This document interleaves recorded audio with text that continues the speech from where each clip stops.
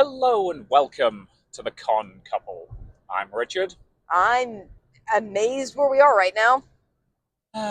and we go to too goddamn many cons every year. He always gets annoyed that I mess up the intro. It's not even that. We should not be here, honey. Yeah, we really shouldn't on several different levels. Like, none of this was planned at all. Not even slightly. So- If you heard the end of last week's episode, incidentally, YouTube audience, I'm very sorry for the fact that last week's episode was uploaded a week late. We'll explain why. In short manner. Yeah. And that led to plans changing in us now driving back from Chicago at 8:30 at night. Mm-hmm. And we're not close No. at all. We are in Indiana. That's exciting. Yeah. By the way, if this is your first time listening to this, this is a podcast. We obviously record in our car. We're using hands-free lapel mics. And in this case, keeping with the laws of both Illinois, Indiana, and Ohio. Technically, we don't need to worry about the laws of Illinois because we didn't start recording until after we left Illinois. That but is true. we are still within the road laws of Illinois. Like, you can use a hands-free lapel mic. I'm glad we didn't because Chicago cops suck. Yeah. I do want to point out that even Chicago cops hate Chicago cops. Like, it's just mutual with the whole city of Chicago. Yeah. But yeah. So yeah, again, this is basically just a conversation we would be having anyway. We just figured, let's record it. Why not? So, do you want to give your actual name just for the record? I'm Caroline, Thank you. not Charlotte. We'll explain that. We might at some point. So, where were we this week? We were at Con Alt Delete. Yep. Which is a cute pun name. Yep. We didn't originally intend to be here. We can explain the backstory of that. So Yes. we were originally planning to attend Animeverse, which is a small for-profit con that is mostly celebrity autographs in Pittsburgh, which is 5 hours closer to us. Mm-hmm. But on Monday, stuff kind of went haywire. Yeah. So as some of you know, I'm a college professor. This was, in theory, supposed to be my first day off because I just finally I didn't even technically finish submitting final grades. I was supposed to that day. Yep. That wound up not happening because hospital visits happened. Mm-hmm. So yeah, we had a bit of a medical emergency. Yep. You got some not great medical news. We will clarify, it is nothing life-threatening, No. but it is It painful and stressful. Yeah, it's painful. It's stressful. There's going to be more procedures in the future. Anyone who's disabled or non-gender conforming male, you probably know that the medical community isn't great to you, and this community was kind of not great to me during that time period. And we spent basically 3 days going around to different doctors' offices trying to, one, get answers, and two, get people to understand the actual problem and do procedures that work for me and my body.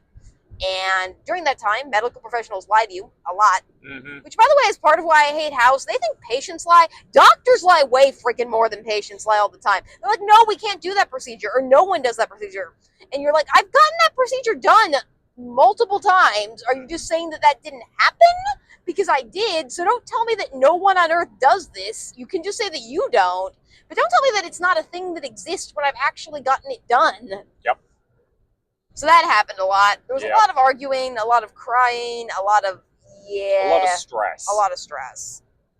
And like the thing that helps me when I'm stressed is doing stuff. Yeah, it's distracting yourself. Yeah. And we went to Con Not Delete 2 years 2 ago? years ago. We didn't go last year because we were in the UK last year for Christmas. Mm-hmm. So we decided randomly, because after Thursday I was having very, very bad symptoms. I was very sick and didn't feel good. They, of course, didn't give me good pain medication because they never do. We decided we wanted to try to do something a bit more. We needed something bigger Yeah. than we'd had planned. Yeah, because we knew Animeverse wasn't going to be like a con that we liked a lot. We didn't actually go, so it's probably not fair to review it, but it's basically a celebrity autograph line with the vendors hall. There's not paneling or fun stuff or the stuff we like to do at cons. Yeah, we'd intended it to be a relatively quiet last con of the year, just something small, something easy, and then this happened, and we needed a distraction. We needed a something distraction, big. which I do think was so far a good decision. So Yep. if it still feels like a good decision at 2 a.m. when we're actually at the house, Yeah, but that was a separate stupid decision. yeah, so we'll it's talk fine. about that. So yeah, so we decided we were basically going to do this on Wednesday. Yep. I I don't even think it was Wednesday. I think it was Thursday. No, it was Wednesday. Okay. given when we drove down, it was Wednesday. Oh, yeah, it was Wednesday. We did drive down. Yeah. We booked the Airbnb on Wednesday and then drove down Thursday. Con started Friday because it's a 7-hour drive, and we figured that was easy. Also, we have special guest Emma, who is passed out, so. Yep. Which is normal for special guest Emma, who is a dog. Yes. So. Yeah, Emma likes napping on long car rides, which is good. Yep. Well, the other thing Emma likes doing is, sticking her head under my elbow and nudging it until I pet her, which, it's kind of annoying when I'm trying to drive. Yeah. But, again, she's a good dog. She is. She So this got might kudo be for a longer and kind of weird episode, so bear with us as we're talking through it. Yeah. It still is currently technically probably going to be our last con of the year because there's no way we're doing anything next week. Again, it is currently the, 21st? 21st, yes. So Christmas is happening. It's the week between Christmas and New Year's. There's not a lot of cons that happen during that time in an area that's actually drivable for us. And my parents are flying into the country tomorrow. Yeah, we're supposed to clean the house this weekend. That didn't happen. That didn't happen. That was part of the reason we were supposed to be doing a low-key con this weekend. Like, go on Saturday, quiet day, spend Sunday cleaning the bejesus out of the house. That's not happening now. No. Again, it's fine. They are aware of the medical stuff. As a bioethicist, the medical community sucks. Mm-hmm. I get, for the record, there are a lot of good doctors And other medical professionals. and other medical professionals. Like, we did encounter some good ones during this process. It's just finding the good ones is an absolute crapshoot. Yeah, finding the good ones who take you seriously and listen to what you actually need and don't just give you runarounds or just want to do whatever's going to be easiest for them, which happens a lot Mm-hmm. because certain procedures take less time, so those are ones that doctors tend to prefer because they're easier for them, which aren't always best for patients. Yeah. It's not to say that all doctors do this, but some do. But this is not a medical review podcast, so that said, being disabled and a woman sucks. Yeah. I am neither of those things, and it sucks by proxy anytime we have to deal with that nonsense. Mm-hmm. Because, I miss the days when I just trusted doctors. Because, again, I'm a straight white dude. Yeah, They I actually forgot that listen you to actually me. trusted doctors before you met me. Mm-hmm.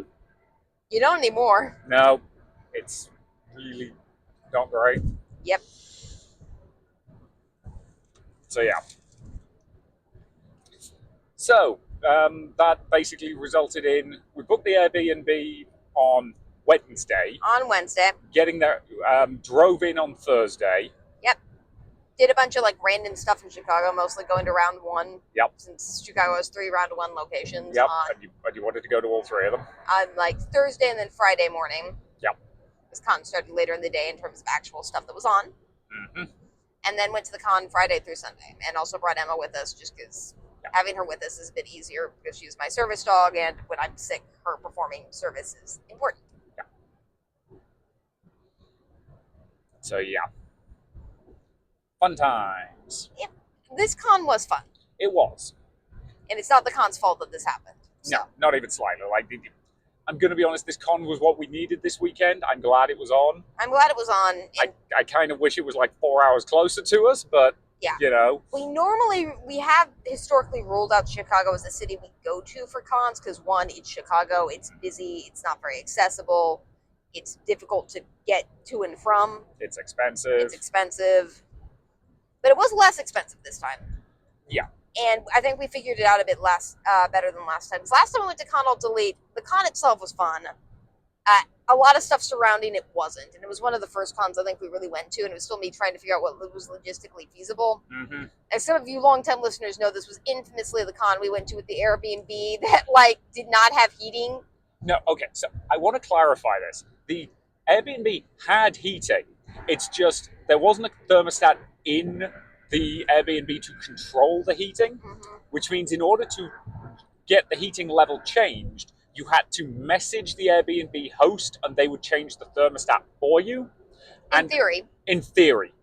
I'm pretty sure when I asked them to turn it up, they turned it up by 2 degrees, which meant it went from completely goddamn freezing to make sure you're wearing at least 3 layers and have a thick blanket. And you're like, why didn't you just ask them again? We did several times. Mm-hmm.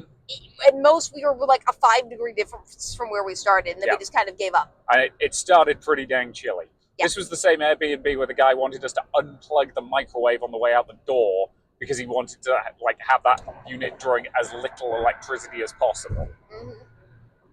So yeah, This time I feel like I did better in terms of finding an Airbnb. Yeah. So Chicago does have a lot of Airbnbs generally because it was a city that was originally designed for houses to basically be apartments. So typically levels of homes will have apartments effectively in them, and a lot of people rent out like the levels of their house because those levels will have effectively a kitchen and bathroom in them already because Chicago was designed to be a city of like effectively boarding houses. So there's a ton of them. And this time I found one that was closer to the venue and had better parking. So. Yes. Yeah, the parking on this one was aggressively fine. And it allowed for Emma. Yes. So yeah, it was an attic apartment, generally adequate. It sort of had heating, so that was good. Again, it had a gas heater. Yeah. Like, it had a heating method we could control. I'm fine with that. Yeah. It did mean it was either too hot or too cold, but at least we could choose whether we wanted it to be too hot or too cold. Yes. So, better. Better. And reasonably priced. Yeah. And there was parking, which for Chicago is a godsend. Yeah. So. Yeah, we'll talk about the parking at the venue when we get to that point. But yeah. So we drove down on the Thursday. Again, 7-hour drive. So we stopped off at a couple of places en route. We saw a bald eagle. We did. We got to hear it cry. Yeah, if you don't know, the call of the bald eagle that you hear whenever they play it in TV and movies is not the actual call of the bald eagle. Yeah, that's one of the hawk family. Yeah, I think it's the red-tailed hawk or something like that, because the bald eagle sounds like wah. Yeah, the bald eagle does not in fact have that sexy awesome cry. Yeah. It sounds real dumb. Yep. So we saw it. It was pouring down rain, and it was making the wah sound because it wanted us to feed it. And there was this giant sign in front of it at the bird sanctuary saying not to feed it. Yep. We did not feed it. Yeah, in case anybody's curious, this was Eagle Creek Park. Yes. It had an eagle. Indianapolis. And a creek. So it is accurately named. Yep. Yeah, basically, we decided that we wanted to stop off at a couple of places en route because a 7-hour drive is a long drive. So stopping at a couple of places just to stretch our legs, reset our brains, all of that jazz, we figured was a good idea. So that just kind of worked out. Yes, we did that. We stopped at another round one because I love round one. And yeah, that made the drive, I think, a lot more palatable. And I think if we do any more longer con drives, because 7 hours is the longest that we do by far. Yeah. In the future, we'll probably plan to do around it. And I will say, for Chicago, it is a nice. There are opportunities to do that because you drive through Indianapolis and you drive through Dayton and kind of around Cincinnati. So there are places you could go. Yeah, there are places you can stop off. Not tonight because it's almost 9 o'clock. Yep. But, it's fine. Technically, it's currently 6:30 local time. Okay. I know we switched time zones yet. Have we passed the time zone yet? My phone is not updated yet, so I'll let you know when it has. I'm not entirely sure where the time zone is. We're in that weird, awkward strip of Indiana. Some of you might know it. But yeah, so this is a conway we do actually cross a time zone for it, which is fun. That also looks fun. Yeah, that's a bunch of vehicles slowing down. Okay. We might need to pause for a second. Yep, I'm a little concerned. There's nothing showing on the sat nav yet, which means whatever it is, it's just happened. Yeah. Okay. So I'm going to pause this recording. Yeah, we'll be back in a second. We'll be back in a mo. Well, that was fun. That was confusing and also terrifying. Yeah, so short version, traffic got real slow for a while there. Yep. Just to be respectful to what we saw, we're not going to describe it further than that. No, we're just going to hope everyone's okay. Yeah. Yeah. So, where were we? Con-Alt-Delete. Do you want me to describe Con-Alt-Delete in because that seems like a good place to transition to the actual con. Yes, let's start talking about the actual con rather than how we got there. Yes, in case you can't tell, this is not a professional podcast. You can just skip to the parts you like. We don't timestamp it, but just skip around. Maybe I'll say a random sentence like bananas are evil or something like that, and somebody will skip to that timestamp. We'll have to go back to figure out the facts. I love you. I love you too. Go on. So Con-Alt-Delete is part of a series of conventions by a website called, I think it's called animecons.org, not to be confused with animecons.com. So in this, I think that are currently still ongoing because they have a series that kind of go on and off are Animaniapolis, Animazing, Mage, Anime Zap, and CAD or Con-Alt-Delete, Anime Midwest, and there are a couple other shows that this organization is also involved in. This show is run by a person in the fandom who's controversial, which I will mention. I'm not going to say much more than they are controversial. We didn't honestly even know that till we bought tickets. Mm-hmm. And the only real reason I know it is I saw an ad for Con Alt Delete once we were in Chicago, and I clicked on the comments for the ad since it was an internet ad, since my phone always gives me internet ads about this, and people were talking about like boycotting it and stuff like that. And I'm like, I wonder what the story is there. And that sent me down an internet rabbit hole that was interesting. Yeah. But rather than talking about that, because shockingly, Tumblr posts from 10 years ago aren't the easiest thing to verify, I'm just going to read this comment about when somebody was asking about Con Alt Delete. This is what a mod who runs anime cons on Reddit said. So I'm logging this thread as per precedent set by the Anime Missouri thread. Yes, we all know that blank, I'm not even going to say their name, is has had some issues. This is an article that is linked, tells you about that. He runs animecon.org, not to be confused with animecons.com, which the above site is hosted, and you can see a full list of sites of cons that he runs. In bold, no, you won't be a terrible person if you go to Con Alt Delete. Here's what you should do: look at the schedule, look at the guest list, look at the vendors, and look at the vendors. You may also meet some new or old friends there.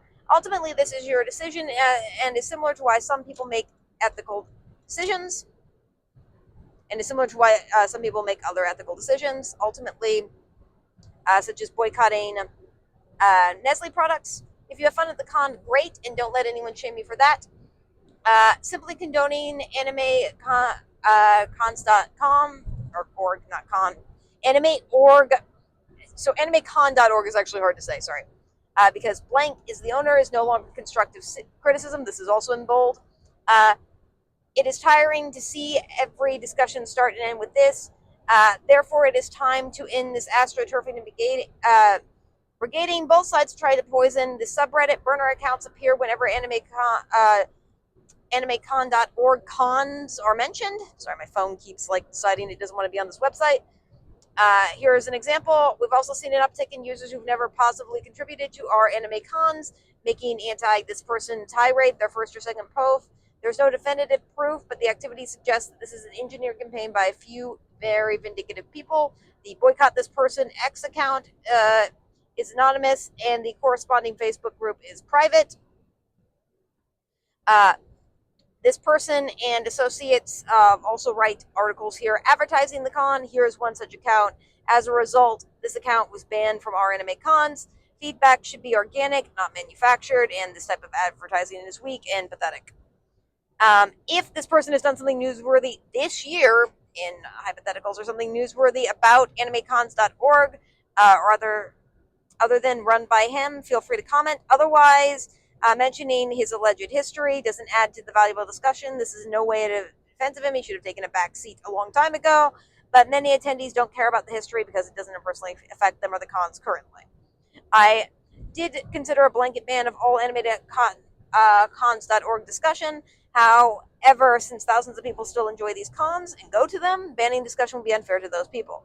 If you've been personally harmed by the person who runs these cons in some capacity, please file legal action rather than engaging in toxic brigading, which I feel like is a good summation of what's been going on there. Yeah.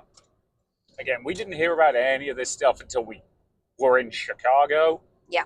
By which time we'd already paid for everything, so, There's partially that. It's partially also, and this has been kind of a constant problem with this type of stuff, I don't doubt, based on what I've learned, this person is not a good person. Again, you can just look up Con Alt Delete and find the allegations about them pretty easily, but I can't verify anything they said that they are true. I've never met this person or anyone who's been harmed by him, so I don't really feel comfortable telling either his story or the people who've been harmed by him's story because I've not met any of them. Yep.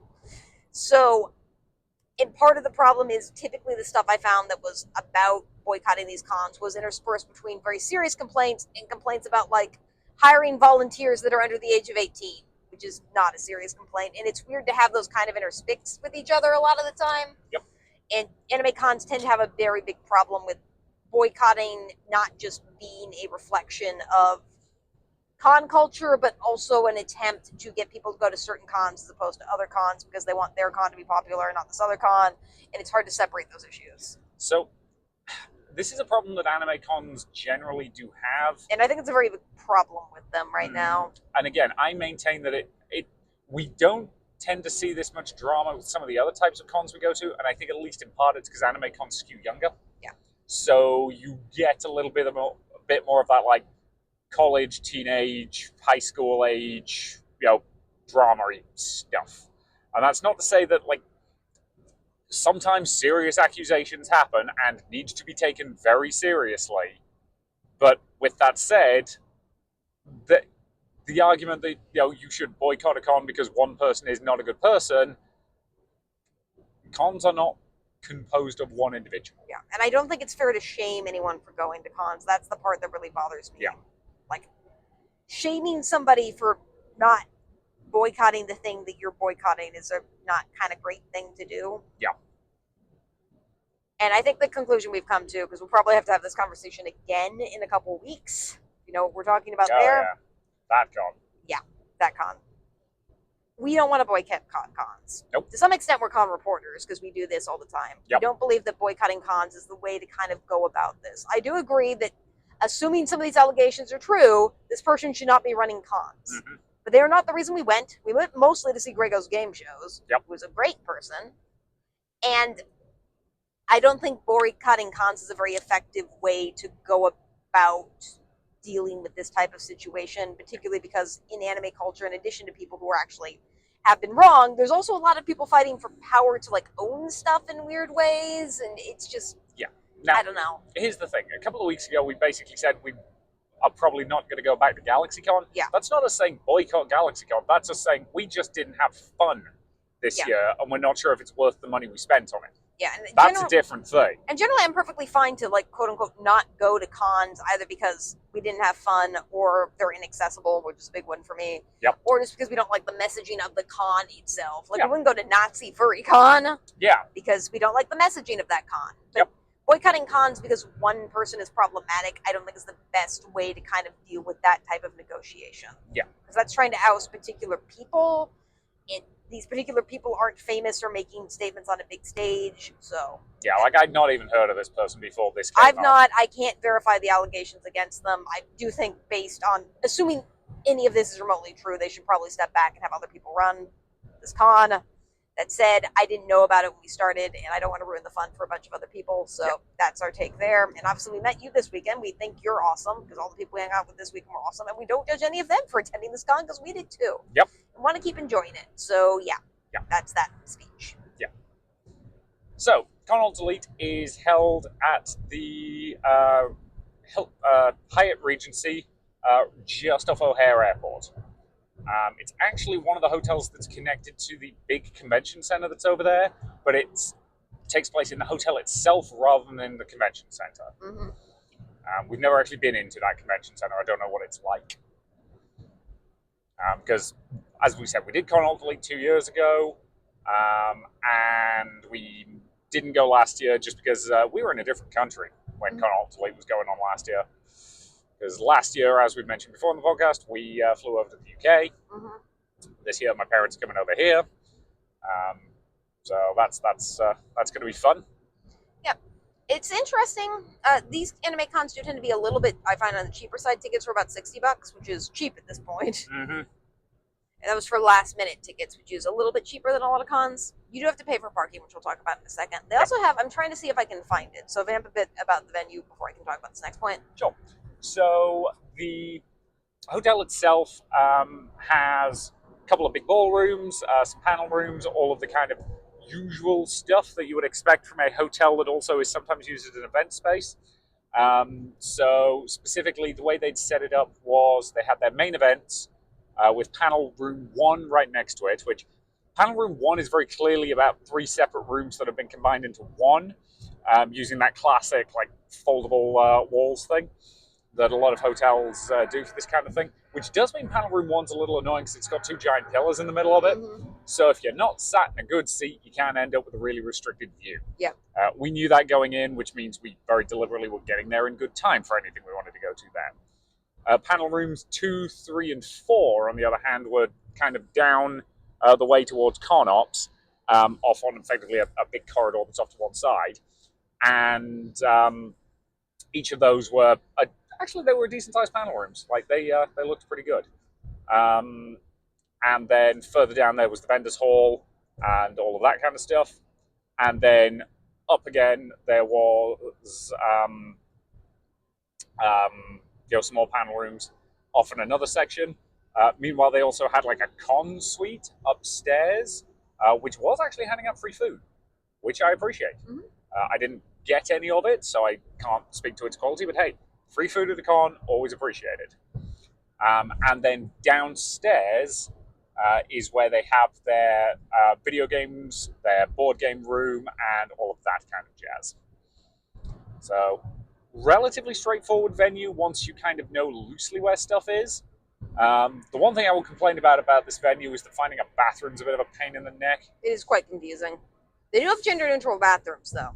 The venue doesn't. So I don't know if you noticed this. The signage that said these two bathrooms are gender neutral had clearly been added on top, most likely by the con. That's pretty common for cons to change those bathrooms. My point is that the venue at least let them do that. Yes. And keep in mind, gender-neutral bathrooms are, unfortunately, because we're still in turf bullshit land, subject to state laws. So sometimes cons who would like gender-neutral bathrooms don't get them. Yeah. Because either the venue won't let them or the state won't let them because if it's not single stall. Some states have laws against that being gender-neutral if something is that, which is lame. Yep. But this one, the ones in the downstairs section, they were flagged as gender-neutral. Yep. Which was useful for us on at least a couple of occasions. So yeah, did you find what you were looking for, or do you want me to start talking about parking? I don't know if I can find what I was looking for, because it's hard to find now, and it might have just been something I was on pain medication when I was buying these tickets, to be fair, but it seemed like when I was purchasing these tickets, the animecons.org had this weird monthly pass thing you could get where you could pay effectively $10 a month, and as long as you're paying $10 a month, you could get into all of their cons for the year, which is like a con subscription service, which is real weird. I don't really know what I think about that. I also don't know how it would wind up being cheaper if you were paying by month, because it was about $10. You would be paying about $120 a year for all of the cons. They do run 6 or 7 cons, so I suppose if you went to all of them, you would make your money back. Yep. That said, I can't verify it because I can't find it again on the website. That's fair. Again, you were actively buying these while on drugs, so yes. But I do think I remembered seeing it, so that's interesting. So yeah, now you can talk about parking.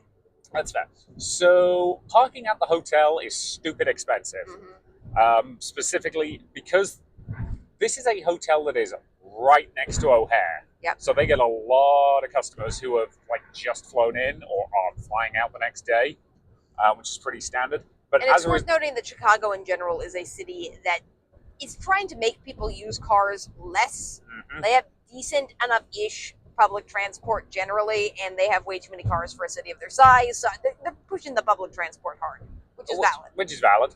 But yeah, so we could have parked at the actual hotel parking. That's what we did 2 years ago. Mm-hmm. But we that parking's too damn expensive. It was something like $50. Yep. Which is ludicrous. Though to be fair, the hotel does validate if you're staying there, and if you were attending the con at ConOps, they also had a ticket validator. So that you could get your parking cheaper. I don't know how cheap it got, so I'm not going to comment on that. I did happen to see what the price was if you lost your ticket, though. Yep. If you've lost your ticket, getting out of that car park was going to cost you $200. I don't know what that thing is over there. It's like a bunch of weird blinking red lights. That's what the hell? Maybe it's aliens. It's probably that wind farm we oh yeah, drove past on the way up. Maybe the wind is aliens. The wind is not aliens. Damn it. I'm not on pain medication right now, by the way. Yeah, I know. At the very least, pain medication's worn off. Also, anyone who says windmills look ugly is dumb. Yeah, windmills are kind of cool looking. But anyway, so what we ended up doing instead was there is a parking garage that is just across the other side of the street. That is technically, I think it's parking for the convention center, Mhm. but because the hotel and the convention center are connected by a sky bridge, that car park is connected to them by a sky bridge. Yep. So and that was $15 a day. That was much more reasonable. Yeah, so we honestly, just parked there. $15 a day seems great for parking, especially in Chicago. So Mhm. we just parked there. The Sky Bridge was great. Worked Yep. with all my cosplays this weekend. Yep. And was a lot of fun. Yeah, just drove up to the relevant floor. I think we managed to get slightly higher one day, slightly lower one day, and up one level on the last day. Yeah. Like, perfectly fine. Got us over there without any muss, any Yeah. bother. Like, that worked. And it's worth saying that even though this is Chicago, Con Alt Delete is a smaller con. Yes, Like, it's definitely on the small side. Yeah, because of how the space is laid out, it's very spread out, so it's hard for us to guesstimate how many people actually attended. Like, one, we're horrible at guesstimating that generally. Con Alt Delete is like a lot that don't release numbers. Mm-hmm. So it's a bit difficult for us to know how many. If it's north of 1,000, I'd be surprised. Yeah. But it is very well loved by the people who are there. Yep. So.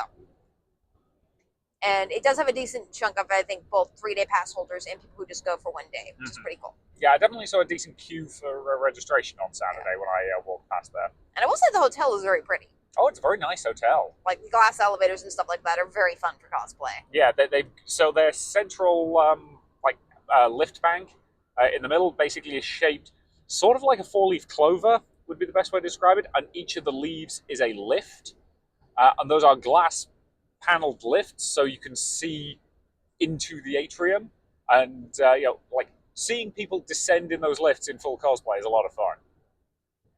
You do get people deliberately doing photo shoots using those, just to create some cool effects. So it is a good hotel for a con this size. It really is. Yeah. So much fun. Yep. So should we talk about the reg process? Yeah. So this was nice and simple. We had a QR code. We had 2 QR codes specifically. So I just went up to the ConOps desk. See, I will say that they don't have a dedicated registration, which was a little bit confusing. Like, having a sign that says registration would have been nice. Yep. It's not intuitive to me that you register at ConOps, because in most cons you have registration and ConOps, and those are separate things. Yeah. Here you just register at ConOps, though. Yes. And it is worth noting that you can buy your badge there. It's going to be a lot easier on you if you bought it online and have it ready to go. Because you basically go up to the thing, and they had these little machines, which I'm going to be honest, those machines look kind of homemade. I have no idea where they came from, but little QR code scanner on the front, or you could type in your name, and then it basically just dispensed you a badge. It was pretty quick and simple. And then when I scanned the first QR code, it said, this is your ticket for Caroline, last name redacted. Would you also like to collect your ticket for Richard, last name redacted? We don't share a last name, by the way. I mean, we can do. It's not that major a problem. But we don't, and that's important to me. That's fair. So yeah, and I basically just clicked the button that said yes, and it gave me the second badge as well. So those were clearly linked on your account because, again, you bought both tickets, because that's usually the way we do things. Yep. I think there's been 1 or 2 cons where we bought our tickets separately, and that was just because they were doing something weird. It's mostly the furry conventions all use this one software that was probably built by a furry, and for whatever reason they claim you can add tickets to multiple tickets to one account, but I've not been able to figure out how to do it. So I've literally had to make separate accounts. I still buy your tickets. I just have a separate account for those tickets, because otherwise I can't give you stupid names. Yep. So yeah, I think that's what I did for the New Year's Furry Ball in Delaware that we're going to at the end of the month. Yep. So, which, well, sort of, depending on how you count it, will either be our last con of this year or our first con of next year. I mean, technically it'll be both. Yeah. We're insane, honey. We're dumb. But yeah, because that's another 7-hour drive, isn't it? That's not that bad. It's 5. Okay, or it's 4 or 5. It's not as bad as Chicago. Okay, that's actually pretty light. Why do I think of a 5-hour drive as light? Because I've broken your brain and your body. Yeah, you made me drive to Texas within 2 months of coming over here. I needed to just break you in. Yep. You broke me, honey. But yeah. So I will say that, like, based on the information I can find, ConAlt Elite and the various cons associated with ConAlt, AnimeCons.org, which are all clearly part of an organization that's run by some people, are for profit, or at least that's the information I can find on the internet, is that they're for profit. Yeah. So I don't know how true that is beyond random people on the internet saying it, and we do generally tend to hold for-profit cons to a higher standard on this podcast, generally when we review them. Yep. That said, this is so small and homely, it's kind of hard for me to hold it to a high standard. Yeah. And again, like, that process was actually pretty straightforward. It was. Do you want to talk costumes for day one? Well, first I was going to talk about the registration booklet that they gave you, because this Sure. would be a complaint I have with the con, is they give you a booklet that, like, mostly is just ads for other cons for AnimeCon.org, and then they have a QR code for the schedule. I'm like, you're already printing a book. Put the schedule in it. Print the schedule, guys. Like, I know, include the usual disclaimer, like, this is subject to change, like, it might not be 100% accurate, because, again, sometimes the schedule at cons has to change. Yeah, it is the windmill field. It still could be aliens. But if you're I understand that some cons that are low budget don't want to print a schedule, and some cons like Techo can't print a schedule because it's insane. It doesn't fit on paper. Yep.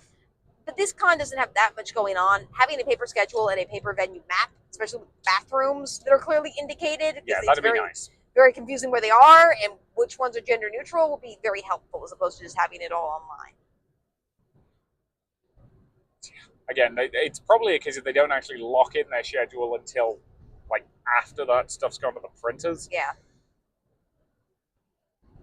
No. And again, for the record, we are perfectly prepared to accept a printer schedule that's just an Excel spreadsheet printout. Mm-hmm. Like, that's what we get at Colossal. We're fine with it. Yep. It does the job. But thank you for at least not using a Venti. Yes. Because a Venti sucks. It sucks so hard. But yeah, so their schedule's just on their website. It is actually at least pretty easy to find, I'll give them that. It's pretty easy to find, and I will say that they tend to have policies that we tend to like.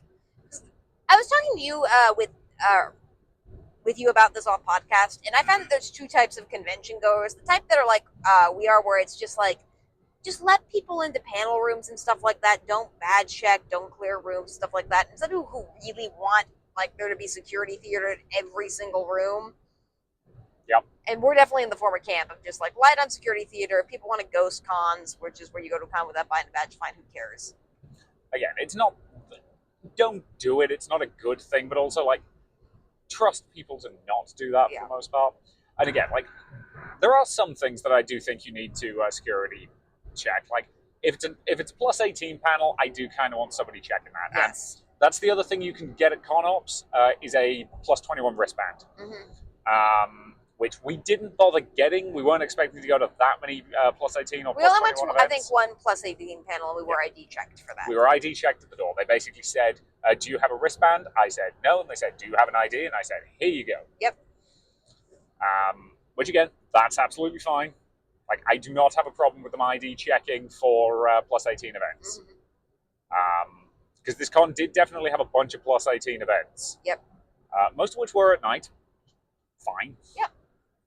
This con is pretty spicy, though, and reminds me a lot of what I would consider quote-unquote old school anime cons, where, like, they have a lot of, like, more risque events and just kind of trust their attendees to be adults about it, which I think is good. Yeah, later in the day, they definitely had some stuff that was just flat kink stuff. Yeah, because there's a lot of stuff at anime cons that I think is banned at a lot of cons now because some stuff has happened, and you should definitely stop sexual harassment, but I don't think the solution to stopping sexual harassment is to get rid of fun, kinky events. I think the solution to stopping sexual harassment is making sure that those kinky events happen with safety rails, which this con seems to be trying to do, and I do like. So. Yeah, I think for the most part, they've been fairly good about that.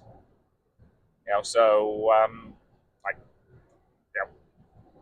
there were various things on. I don't think we didn't really go to any of them. But, you know, because again, I'm going to be honest, we don't really need to go to a Kink 101 panel. We don't, and, like, anime cons, and this one is one of them, do tend to skew kind of young, and... If you're in that, like, think you might be into kink and kind of exploring its stage, a Kink 101 style panel is perfectly a good place to start. Like, it lets you talk to some people who know what they're talking about and kind of learn some stuff. Yeah. We're way past that. Yeah, that ship sailed a while ago. Yeah. You are definitely not a virgin anymore. That We'll joke will make explain- sense to some people. Yeah. We'll explain that comment later. I mean, to be fair, I did get de-virginated at that one con. That's true.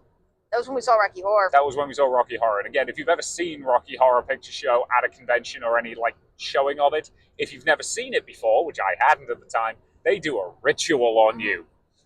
The nature of the ritual depends entirely on what the con will let them get away with. Yep. Yours was very tame. Yeah, from what I've heard, my de-virginating was pretty tame. All you did was do a couple pelvic thrusts. Yeah. So yeah. But that wasn't this con. I don't even remember which con that was. That was, I think, actually one of the GalaxyCon ones. Maybe. They had, so I remember they had the actor from Rocky Horror there. Yeah, they The had guy who played Brad. Yeah. Who dressed everyone in the audience down by saying, yes, sometimes people come up to my booth and say, Brad is my favorite character in Rocky Horror. I say, what the hell is wrong with you? Brad is no one's favorite character. But yeah. So, yeah, back to this con. So yeah, we were dressed as Hades and Persephone. I didn't bring a lot of costumes to this con because I was on pain medication and You just were on made me pain grab out my medication. closet. Weren't sure exactly what you wanted, so we brought 6 ball gowns to this convention. It's a 3-day event. Yeah, well, I'll save some of them for Origins or something like that. So we eventually did decide on Hades and Persephone, which is our oldest and, I guess, truest costume. Mm-hmm. It's the one we know, like, we describe it as your low-key ball gown insofar as you can move in it great, you know, like, how to pose in it, you know, we know it's a winner, and it's an easy thing to throw on. Yeah. Like, the makeup for it takes you 5 minutes. Mm-hmm. Yeah, I think we put it on one time when we had to, like, basically, we were at work, needed to be down there in, like, an hour in Columbus, got dressed, we threw it on less than 15 minutes. Yeah, and just got on the road. Yeah. Like, it's doable for us at this point. You're doable. I tried. So yeah, like, it was partially also that we knew that they were doing cosplay dating game that night, which we'll talk about. Those were characters that we love to RP. Like, we just know the characters. We role played as them a bunch. We're completely comfortable with them. Yeah. So yeah, we know what our takes on Hades and Persephone are like, insofar as they are. Our versions of Hades and Persephone are utterly devoted to each other, and you did a slightly different take on Persephone this time. There was a little bit more like dialed up as opposed to the slightly more bubbly version you normally go with. Yeah. But, you mean insane? yeah. Whereas Hades is kind of an arrogant douchebag, but also utterly in love with his wife, which is the way I like to play it. Yep. Which, half of that's true about you. Which half? That's for them to figure out. Yeah, it's not like I drove for 7 hours because it would help distract you or anything this weekend. Maybe you kidnapped me. It was unseasonably cold. That was not the con's fault. It was not, but I did appreciate the person at the vendor's hall entrance who realized we were Hades and Persephone and then like asked you if you'd mind going and visiting your mother so she'd knock it off. Like, that is a Greek. Yeah, that was a great bit. Yeah, I like that. That's somebody who knows their Greek, Greek legends. Yeah, that happened pretty much immediately after we got there. Yeah. So yeah, we got there. That banter happened pretty much instantaneously. Yep. Because yeah, basically the first thing we did, because when we got there, we were like, okay, there's not a panel we want to go to immediately. Tour the vendors hall. Yep. And the vendors hall was pretty decent. Yep, pretty normal for like small, but what you expect for the con this size. Had the normal vendors hall stuff. As you can, if this is your first time listening to us, as it's, I suspect always someone's, it's after a while vendors halls just start to look the same. Yep. Like, again, there was some decent artisanal stuff. They did have that guy you thought about buying the custom Warhammer frame from. They did. And again, I like his work. I can't justify what he wants for a custom. Not that it's not worth that. It's not that it's not worth it. It's just I can't justify spending that much for a piece of art that I literally don't have anywhere to hang at the moment. Yes. It might be something we get once we hopefully buy a house, maybe, if that dream ever comes true. So. Yep. So yeah, it's just I like his work. I may well buy something from him in the future. Now's not the right time. And that's okay. Yeah. And like a lot of cons, I think the artist down the alley and the vendors hall were sort of combined, but there were also areas further downstairs that like were also selling things, which we kind of went by. I don't know if you explained that during the stuff that was in what space. Not really, no. Okay. Did you explain the ground floor at all? Yes. Okay. Yeah, so basically there were a couple of booths downstairs also that were selling like games or tabletop stuff, and there was also a mermaid room. I'm not really, we didn't really go in there. No. I But think they were selling stuff though. I did notice the mermaid, or at least one mermaid, like upstairs at one point taking pictures. Yeah. Which, yeah. Anybody who's doing a full-on mermaid costume with a tail, respect. I think you're slightly crazy, but hey, she wears ball gowns to every convention, so slightly crazy is something I appreciate. Fursuiters, ball gown cosplayers, mermaid tails, all are like, just respect. Yep. You're making your life a lot harder for the sake of looking awesome. Yeah. Go you. Respect. So, yeah, the vendors, other than that, normal swords, normal plush, stuff like that. We'd already acquired way too much plush. Yep. So there's no more plush acquiring. We briefly, because this con, I will say, is right before Christmas, so it is a nice place to kind of get gifts if you're trying to get gifts for your whatever consumerist end of the year holiday you celebrate. So, yep. Especially if you've got slightly nerdy friends. Yep. But we're, I think, set because we got your parents' gifts already. Yep. Some of my friends will just grab I think our plan is just go to Jungle Gyms and buy random crap. So. Yeah, that's probably what we're going to end up doing, because we want to take my parents on a day trip down to Cincinnati while they're here. Yeah. Just because a day trip that's like a 3-hour drive will mess with their brains, which is fun for us. Mm-hmm. Plus, we want to take them to the restaurant we really like. Yeah. We need to figure out what day we're going to do that, but we have not. We were planning to spend part of this week planning. We didn't get to do that, yep. so we're doing it live. Mm-hmm. To quote everybody at a con I've been to that's referenced that meme. So yeah. So again, the vendors hall was perfectly fine, perfectly decent. You got a lot of compliments. I did. And somebody role playing with me, which is very fun. Mm-hmm. And it says something when the person who is at because in addition to that person role playing with me, they also has to take my picture. And when the first person who has to take your picture is the person who's manning the desk or manning the doors for the vendors hall, that's an awesome compliment. Yeah, that they are going to see a lot of stuff. So, and they don't have time to take everybody's picture, so if they're actually singling it out, that feels really nice. Yeah, that's awesome. So yeah. So what did we do first? So we popped briefly into opening ceremonies, extremely briefly. Yeah.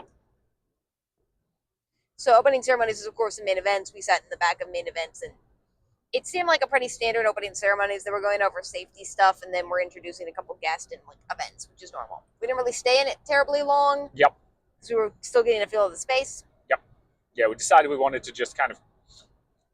I refer to it as getting our con legs, which is where we just we walk around, we get a sense of where everything is, figure out where the best bathrooms are. Because again, we've been to this convention at this hotel once before, 2 years ago. Yep. So I'd forgotten a lot of the details. I knew roughly where things were going to be, but we wanted to figure out exactly where everything was. So I think at that point we kind of toddled downstairs, found the games room, figured out where everything was. One thing I do want to praise their games room for, there is no security on this one at all. You walk in, there's literally just a couple of tables lined up on each side with a bunch of games. You can just grab one and take it to a table. Yep. They just trust you to return it when you're done. Which is nice. Yeah. None of this hand over your con badge or hand over your ID or whatever. Yeah, or them having to sign the game out on a computer to keep track of it. You just grab a game. It's Yep. great. It's wonderful.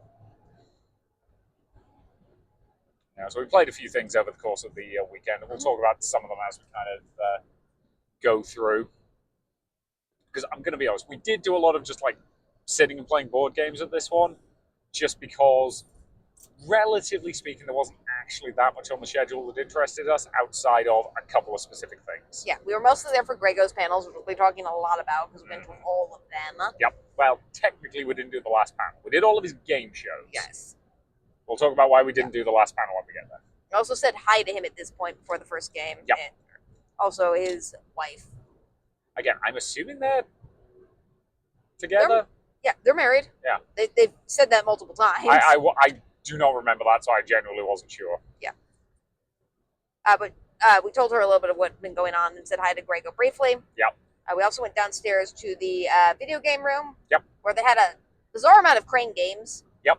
And 3 Crane games and one conveyor belty type game. Yeah, which I've seen at Round One and other similar like Japanese style arcades, but it always has the anime figures in it, never the plush. Mm-hmm. This, and I don't care about figures. This one had plush. Yep. I'd already acquired much plush from Round One. Yep. That was not enough plush. So we paid $10 and we won 2 things. Yep. Which is insane for Crane Games. Yeah. So yeah. So that was worth doing. Yeah. And it's nice to have a game that actually like pays out regularly. And we saw it a couple times throughout the weekend. It was paying out throughout the entire weekend. And it's nice to have a game that like actually is one you can like win and isn't just random luck. Yeah. So yeah, they kept having to like change up the prizes in it, so it was clearly paying out. Now, which again was nice to see. Mm-hmm. And again, as per usual, like the standard video game cabinets, there was no charge on those. They were just provided for people to play. For the Crane Games, you have to pay money. Obviously, you're winning prizes, but for the like video games, you don't. Yeah. So that's pretty cool.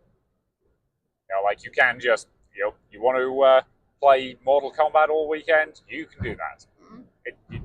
It does mean bogarting the machine, but So yeah. So at that point, I think we sat down and just played a couple of rounds of Poetry for Neanderthals. We did that later because later? Opening ceremonies in Grego's game shows Press Your Luck were only an hour apart. So I think we mostly walked around. The thing you did at that time was you actually went to Wild Bill's for the first time. Yes. So for anybody who's not familiar, Wild Bill's is a company that goes to a lot of conventions. They are a soda company that make a lot of they make a bunch of different sodas. Kind of like root beer is one of their big things, but they do sarsaparilla and lemonade and all of that kind of stuff. And the way they function is they don't sell you soda. What they do is they sell you a mug, and at the convention you buy the mug at, you get unlimited refills in that mug of whatever you want from their booth. And then at any future convention they are at, you can pay a smaller fee. I think it's $10. And if you've paid the fee for that event, you can refill your mug with as much soda as you want throughout the weekend. So if you're somebody who's going to be drinking a bunch, it's probably going to work out in your favor in the end, compared to buying all of that soda individually. Mm-hmm. So I've been vaguely contemplating getting one of their mugs for a while, because they do go to a lot of the conventions we go to. And I figured this is a smaller convention. This was probably the one to do it at. So I bought myself just one of their standard, slightly smaller mugs for $35. Mm-hmm. It comes with a sealable lid and a big metal straw, and you also get a free free included in the price charm to go on the top of it that acts as a stopper on the top of the straw. So I went with the gaming mouse shaped one. Because I think they do different ones depending on which convention they're going to, and Con Alt Elite has it's an anime/gaming convention. So they had at least one anime one, at least one, and a couple of gaming ones, and a little cowboy hat, since they are Wild Bills. And then I basically just kept going back and getting more lemonade throughout the weekend, because it was quite good lemonade. It's one of the few lemonades that I found in the US that's actually carbonated. I didn't know it was carbonated. Mm-hmm. Yeah, it wasn't massively fizzy, but it was slightly fizzy, which did give it an interesting little pep. Is it normally carbonated in the UK? Yeah. I didn't know that. Yeah, all lemonade in the UK is carbonated. That's weird. No, it's normal. Lemonade's something you make at home in the US, so it's not typically carbonated. Nope. In the UK, if you're standard UK lemonade would be something like R. White's is the classic brand, which is a completely clear lemonade that is carbonated. If you're getting the stuff that's actually that lemony color, that would be referred to as cloudy lemonade, and that's also carbonated. So yeah, I wasn't aware you didn't know that. I had no idea until this moment. Yeah. Fun UK facts. Yeah, you can also get pink lemonade, and depending on pink lemonade we have. Yes. But it's still not carbonated. No, it's also carbonated in the UK. And again, depending on where you get it from, it's either just pink or it might have a strawberry flavor. Yeah, that's similar here, where sometimes pink lemonade is strawberry flavored and sometimes it's not. Strawberry lemonade is excellent, though. Strawberry lemonade is pretty darn good, I'm not going to lie. But yeah. So, and then, first time if you're listening to this podcast as well, I my stomach doesn't work properly, so he generally reviews food to the extent that there's food reviews, which I think you will do this weekend. I will do. Actually, I should also mention I was sick this Friday. Specifically on Thursday night, we think we might have got some mild food poisoning from some slightly janky Taco Bell. Yeah. Because we got Taco Bell because that was the easiest option. It's usually reliably fine. And we both ate it the night before. Mm-hmm. I had more than you did, Yeah. just because it was my primary food, and you were using it as one part of your evening meal. Mm-hmm. And yeah, you felt a little bit questionable. Mm-hmm. I got actively less than an hour of sleep that night because I was having a whole bunch of stomach and bowel pain, and at one point I threw up. Yeah. So yeah, thanks Taco Bell. Yep. Which is a shame because Taco Bell's our go-to, eat on the way back to con foods. We're probably gonna have to hold off on that for a bit. Yep, that's annoying. Yeah. But yeah, so if anybody saw me on Friday, I was running on 1 hour of sleep. Yep. I didn't sleep as much either, just because when you're up, Emma thinks that it's time to get up. So me walking back and forth to the bathroom, trying to deal with that, Mm-hmm. deal with that was waking her up and waking you up, and yeah, it wasn't great. But you also fell asleep in a couple panels and claimed that you were just closing your eyes to listen to them. I was definitely getting a bit dozy in one particular panel. It was only one panel, but I do cop to that in that regard. Yeah, but you didn't for the entire time I was trying to call you on it during the panel. You were like, I'm just listening. Yeah, well, again, you get irritable with me when I'm, feeling tired. Because you need me to be, present and bouncy and fun and doing all of this stuff. Because I always have to be the present, bouncy, fun person. You're the sarcastic British man. It puts a lot of energy on me. I love you too. So. This is the stupid fights that couples have. We're fine, by the way. We're fine. Yeah. So, yeah. So. Then we went to Grego's Game Shows. Which was Press Your Luck. Yeah. So, for anybody who's not heard our podcast before, we really like Grego's stuff. We do. We like game shows at cons. We think they're a lot of fun. And we think of the people who does game shows at cons, Grego is probably the best person we know. Yeah. He's coded a whole bunch of his own software to recreate a lot of classic game shows. Mm-hmm. He's constantly looking for more to add to that list. Yep. And he does a really good job of presenting them. He does have his own YouTube channel, which has so some of the game shows he does at conventions get recorded and put up on the YouTube channel. I don't know how long it takes him. I think it varies depending on how much editing he has to do and how much time he has and all of that jazz. And again, I'm lazy. I don't edit any of our stuff if I can avoid it. Yeah. That's how I get it up fast. Yeah, which is why this will probably be up tomorrow at some point. That's the goal. I don't know if I'm going to manage it because, again, it's going to depend on what's going on at work. Yeah. Which, again, but I'm going to try. Yeah. So, Press Your Luck, it's not probably worth explaining the rules to game shows because that's... Yeah. If you know it, you know it. If you don't, you don't. It's basically you answer some questions, you get some spins, you spin a wheel, and you can bankrupt on the wheel or you can get stuff on the wheel. Yeah. This is one. So Grego generally likes people to participate in just one of his game shows over the weekend, particularly if he's got a big crowd, just so everyone gets a chance to play, which is absolutely fine. I always respect that. This is not one we tend to volunteer for. Yeah. We don't generally, because it's mostly luck-based and it's mostly just kind of random wheeling, and we don't tend to like it as much. Yeah. Which, again, here's the thing. We really like watching this one. It's just not one we're particularly interested in playing. Uh-huh. And again, that's fine. Yeah. And the thing about game shows is, there's always going to be, game shows that, are more climactic and a little bit less climactic, because they can't all be the same level of climactic, because that kind of, ruins their specialness. Mm-hmm. This, I will say, was probably one of the ones where, he just didn't get quite as good of an episode, which isn't to say you got a bad episode. It's just for the second round, people didn't know the answers to the questions, so they had fewer spins, which made the last round a little bit less exciting than it otherwise would have been. Yeah. Which, again, that's going to happen sometimes, but it was still fun to watch. It was. There was some good moments of, the audience cheering and then and then, as somebody hits the whammy. Yeah. and it loses all of the money that they built up. Mm. And again, the other thing about Grego is on all of his shows, you are playing usually for Grego bucks. Yep. Which basically, he converts that to prize money to spend at his booth of prizes, which he brings with him, which usually has a bunch of fun stuff. Mm-hmm. A lot of cute things and various knickknacks and all kinds of stuff. So you can usually pick out a fun prize. Yeah. Depending on how many Grego bucks you win. Yeah.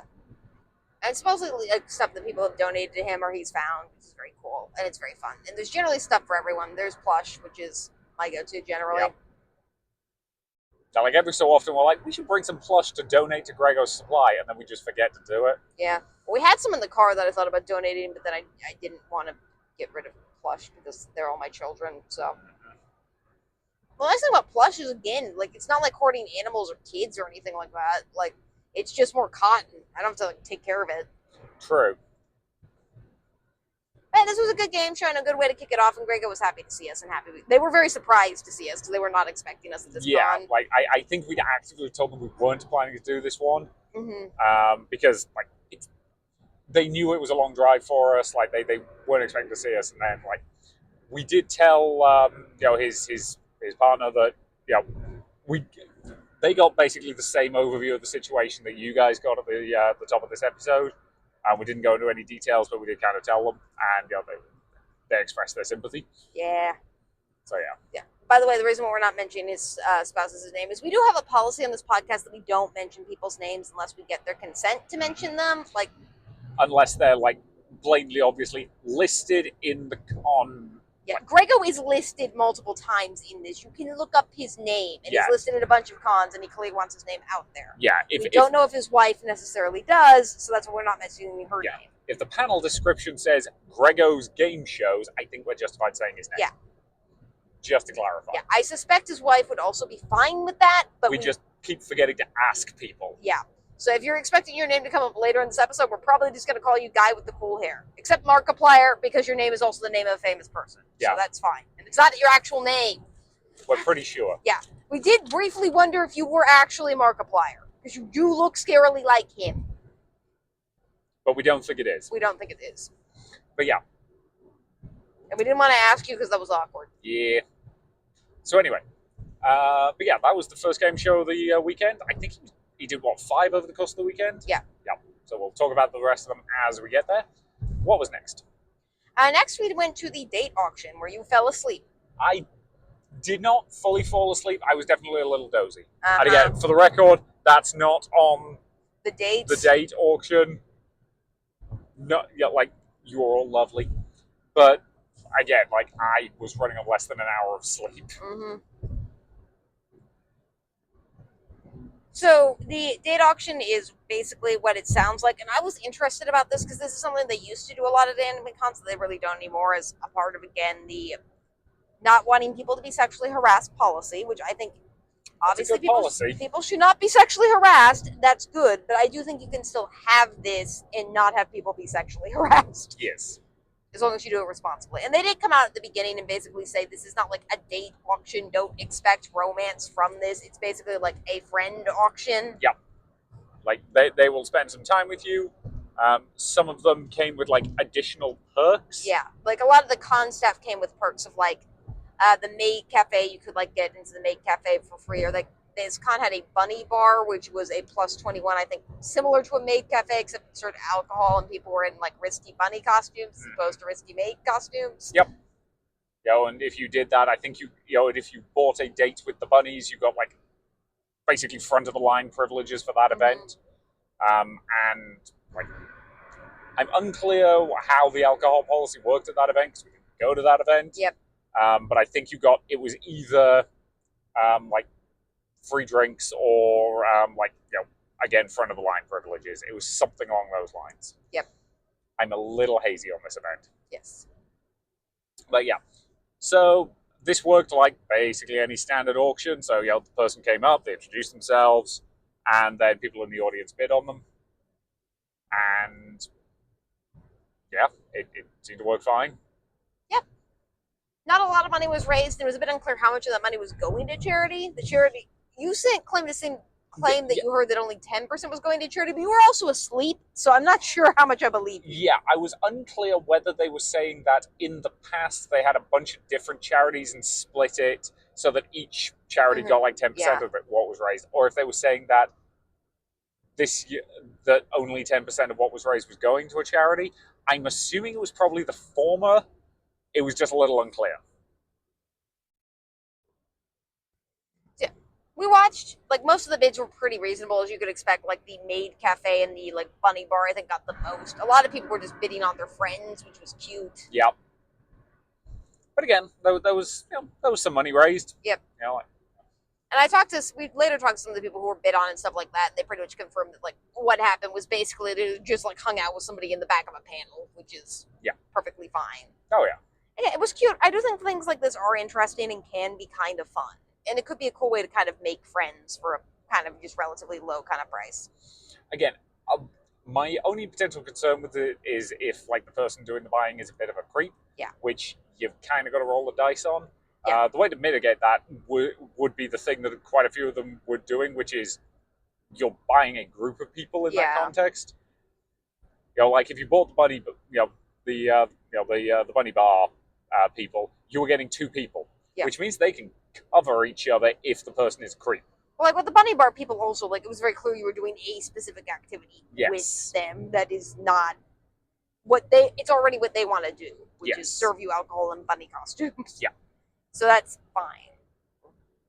So yeah, I would assume most of it is probably just okay with friendship and stuff like that. And I would hope the organizers probably talk to the people who auction themselves off and say, hey, if somebody's making you uncomfortable, just let us know. And you're not obligated to do anything at that point. Yeah. We did see some cool people who were being up for auction, one of which was the karaoke person who we've seen a lot of cons, who I adore. Mm-hmm. Yeah, we didn't really get a chance to interact with them much this weekend. Yeah. But they have a great ball gown game. They were in a princess on a ball gown on Saturday that was awesome. Yep. So, and they are very great at ball gowns for tall people, which is awesome too. Yes. So they've given you some tips before. Yep. We also met somebody who was cosplaying as Dr. House, who was incredible at it and clearly adored Dr. House. Yep. And, like, answered all their questions in character and, like, could reference specific episodes. And they were a great, fun cosplayer. Yeah. We interacted with a little bit later. Yep. We will refer to as just Dr. House. So. Yeah, I don't think we learned their actual name all weekend. Yeah, nope. They told us to call them by their cosplay name all weekend. Valid. So yeah. So what was next? We briefly stopped in the back of the imitation game panel, which was, like, it says that it was supposed to be about, like, trying to intimidate people and then having people guess. I assumed it would be like Grego's game shows where, like, they have, like, a list of people you can intimidate and, like, there's contestants and, like, stuff like that. It was mostly them calling people up from the audience and demanding they imitate a character. Yeah. Without, like, asking them. Yeah, like, we deliberately went in there, at least in part, to, like, figure out our plan was basically, okay, let's figure out our thing. This will be a good panel to sit in the back of, watch some vaguely entertaining stuff, and figure out our plan. Yeah, they actively tried to call us up. We just ignored them. We just ignored them and left. Yeah. Because don't do that. Yeah. If somebody comes into your panel and is clearly, like, getting settled and figuring stuff out, don't try and force them to participate. Mm-hmm. Yeah, I didn't even feel really, like, I think, as we mentioned before on this podcast, we are really committed to trying to help make panels work. Mm-hmm. Like, when we are there, we will be the best volunteers that you can possibly have. Yep. But that needs to be our decision. Yep. Right. If we are ready to volunteer, we will volunteer. And we will do our best to make your event work. Yes. If we have not yet got if we're not ready for it yet, don't try and force us into it, because all you're going to do is piss us off. Yeah. Okay? Okay. Not that complicated. So yeah, we just kind of left. Yep. And it was just kind of one of those things for which, like, stuff like that, I do feel like you need a little bit more structure than just having people, like, come up and do impressions. Like, give people a list or create teams or do something else. Yep. Yeah, it just seemed a mite disorganized. Mm-hmm. But again, I'm not going to, like, lambast it or anything. It's just, it did one specific thing that we really don't like, and that was enough for us to go, nope, let's go somewhere else. Yeah, and that's when we went to the board game room for the first time. So yeah, so at that point we played some Poetry for Neanderthals, mm-hmm. which, if you've not played, is quite a fun little, it's a relatively basic game. You draw a card. The card will have a word and then a short phrase that uses the word. Usually 2 or maybe 3 word phrase. And you are attempting to get the person across from you to guess it using only 1 syllable words. Yeah. So if the word was red, what would you say? Not blue. Type of Shade? pink. Yeah. There you go. Something like that. Or you can give me one if you want. So without telling you what this... Okay, yeah. Or if the word was ball, for example.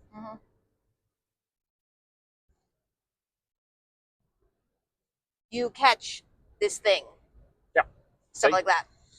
And it's basically just, how many can you get through in a single, Yeah. It has a little egg time on how, It's a good con game to play with 2 people because you can just go back and forth. It's not something we would probably ever buy, although we did gift it to our friends because it comes with an inflatable bat and they have a 3-year-old. Because you're playing with it with like actual teams that have more 2 people, you get to hit the person over the head with the inflatable bat. It has no mechanic. It's just there to hit them over the head with the inflatable bat. Oh no, there's a mechanic.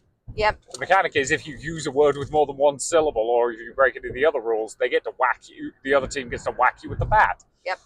Which, again, we played this with our aforementioned friends. We did inflate the bat with them, and it was great watching our friend standing behind their spouse with this eager look on their face, holding this inflatable bat, just waiting for them to mess up. Yeah.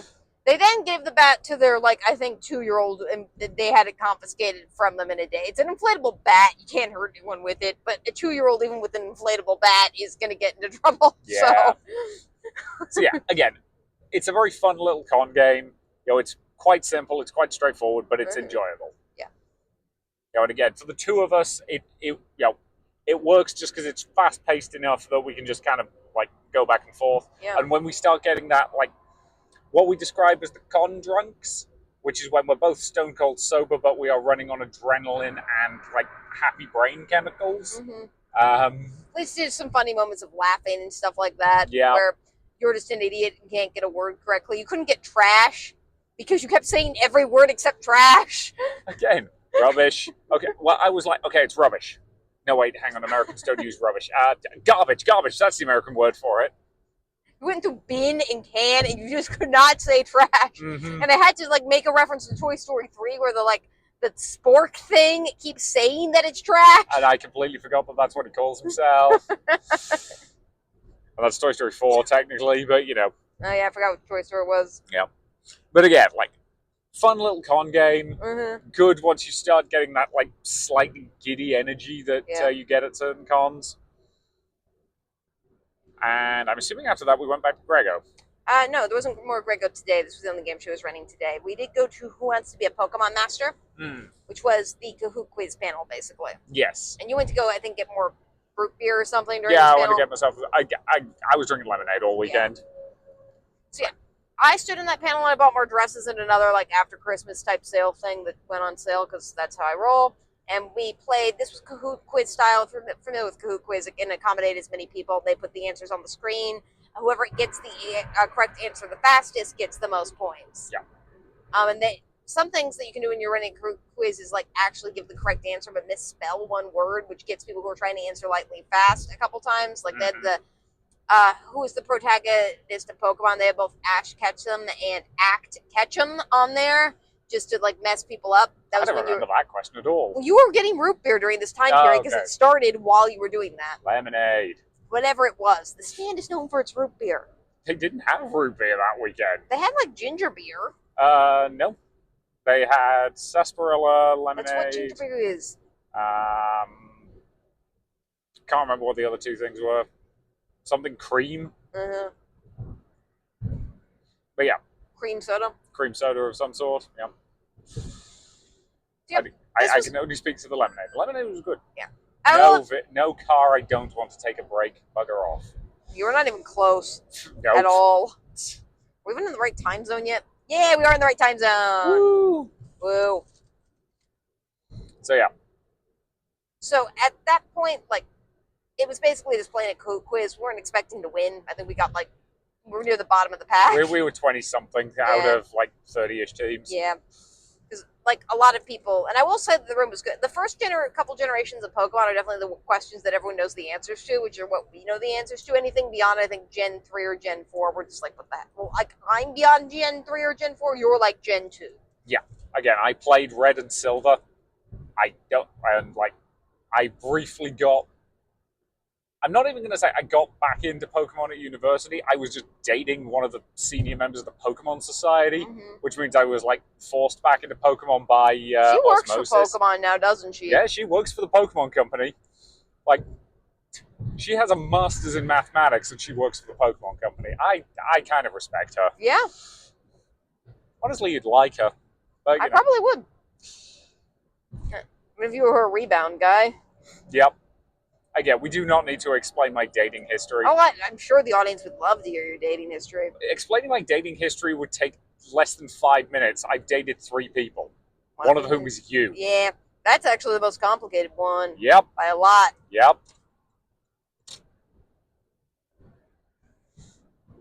I mean, to be fair, all 3 of my relationships ended fairly well. Yeah. Like, I've never had, like, a screaming breakup fight. We just had, like, adult conversations about the fact that, like, it wasn't going to work at that point, and that was okay. So after that, you were right. There was another Grego game show that day. It was Chain Reaction. We stayed in the room it was in the same room as Pokemon Master. Yeah, I thought there was a second one, because I thought we did 5 over the weekend. So yeah, so Chain Reaction. This is a very interesting little game where you basically start with there is a string of words that all, like, connect to each other. Yeah. You are given the top of the string and the bottom of the string, and then you've got to figure out the connecting words to get you between those 2 things. And, like, classic game show format, you get, like, you get given letters that kind of guide you in the process. So, fun little game. This is another one we didn't participate in. Did we volunteer for this one or not? I don't remember if you did or not. I think maybe we. I think you did. I did. Yeah, we did, because this was one you could do as teams. So we definitely volunteered for this because we could have done it as a team, which we don't normally get to do. Yeah. So the basic way that Grego decides who's going to be on his game shows is he has a deck of cards, and you go up and you either pull a card or he will ask you for a number. He'll cycle out that many cards, and then he'll show you the next one on the deck, and it's just high cards get on the show. Nice and simple, nice and straightforward. About as fair as you can get for this kind of thing. And he does ask if you've won one of his shows that weekend. He asks you not to volunteer for another one. Yeah. Which, again, absolutely fine. Like, he doesn't want people, like, hogging the attention. Don't have a problem with that. Also, I will say for these game shows, and I do like that AnimeCons.org does this. They give Grego permission to give badges away to future cons as game show prizes, which not all cons do, but he's allowed to. So for this set of game shows, he was giving away badges to Anime Midwest, which is within the AnimeCons.org network all weekend, which is a fun big prize, which I'm glad we did not wind up winning. Yeah, we have plans that weekend, so I'm glad we did not, in fact, win that. Yeah. But, yeah. Of the furry variety, most likely. Yep. But yeah, so it's worth noting that this game show went fairly well, I thought. I don't think it's one we've seen before, or not seen him do. I've not seen him do it. I've seen it before. I'm the game show geek. Yeah. Again, it's worth noting that a lot of the American game shows I don't know because they didn't make it over to the UK, or they made it over to the UK but with a different name. Yeah. Speaking of which, we clearly need to next time we see Grego, just casually slip my name into conversation a couple times because he clearly does not remember it, and it's kind of adorable. Yeah.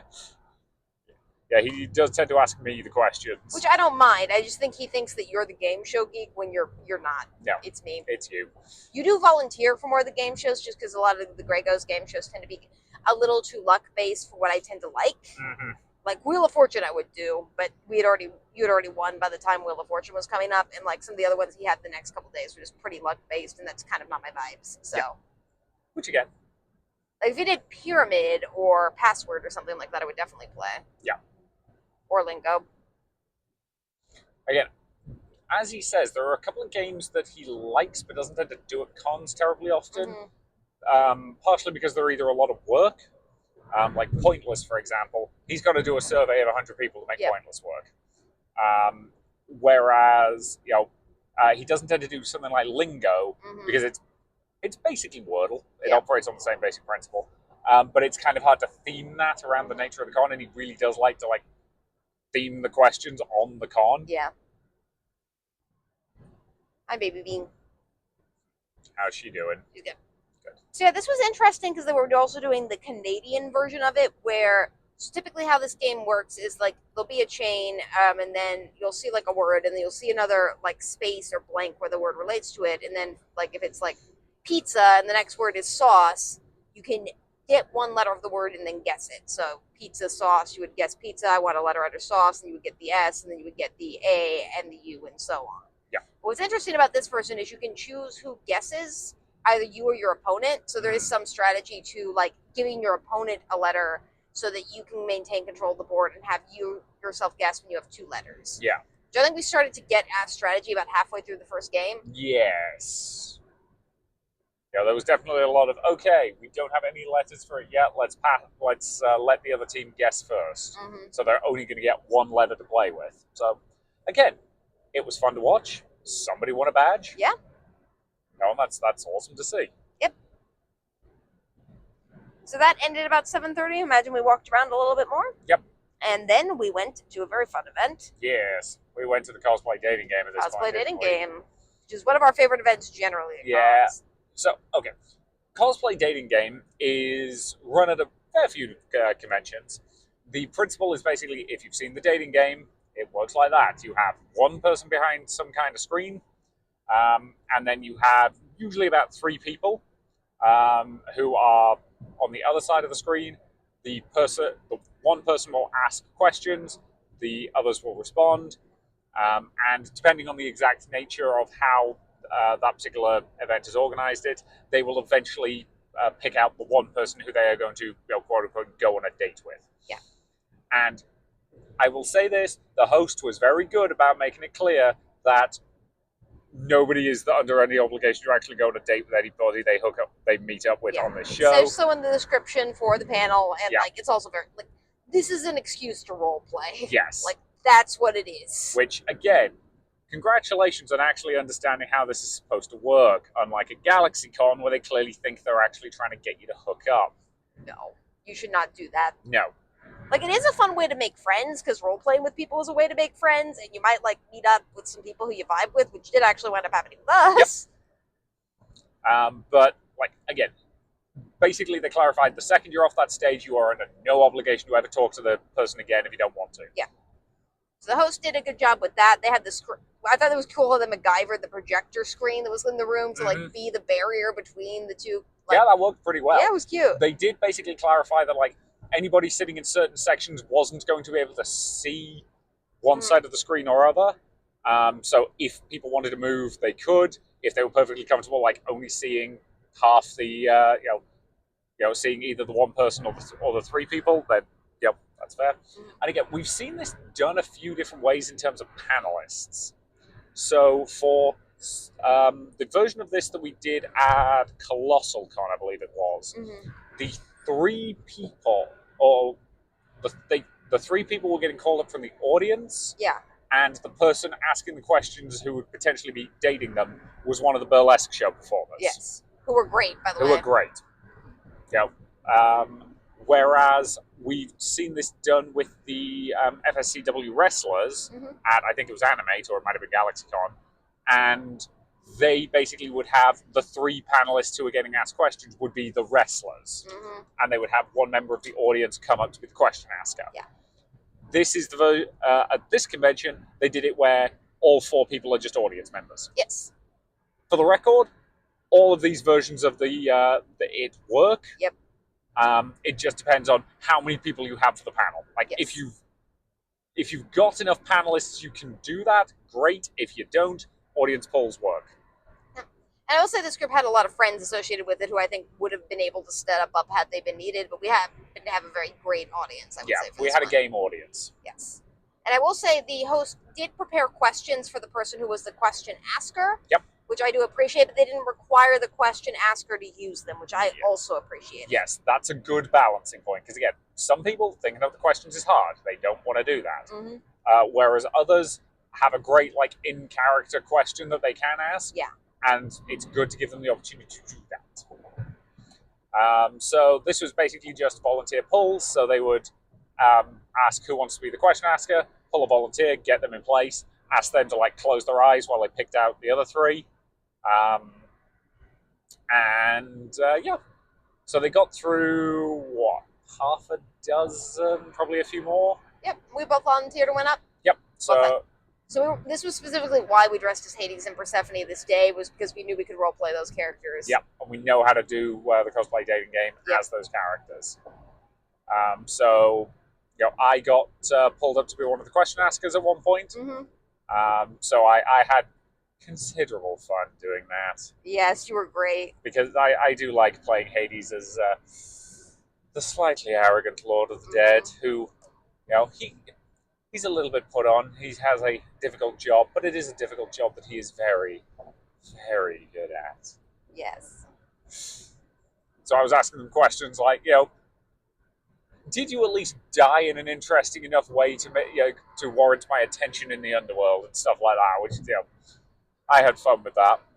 Yeah, I got pulled up as a question or answerer at one point, or as an eligible bachelorette. Yep. When it was Dr. House's turn, which I was really excited about. Yeah, you smack talked him. Well, I spent the first 2 rounds role-playing as a slightly insane version of Persephone who liked to do interesting things to corpses, because for whatever reason, that's where my mind went all evening. And I'm not even going to ask about that. Our hobbies outside of cons don't need to be known. Please, for the love of God, clarify that you do not, in fact, do anything illegal with corpses. Oh, it's not illegal.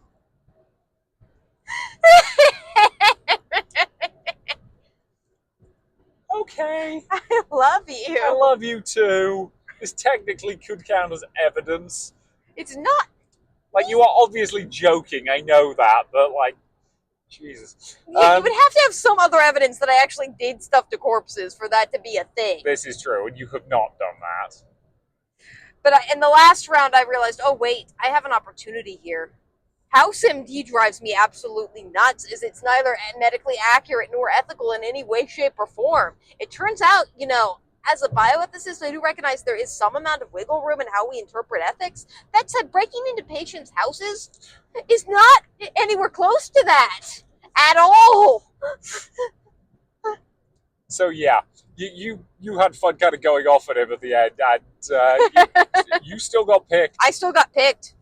Look, House needs somebody to dom him. Let's be honest. Yeah, that's definitely true.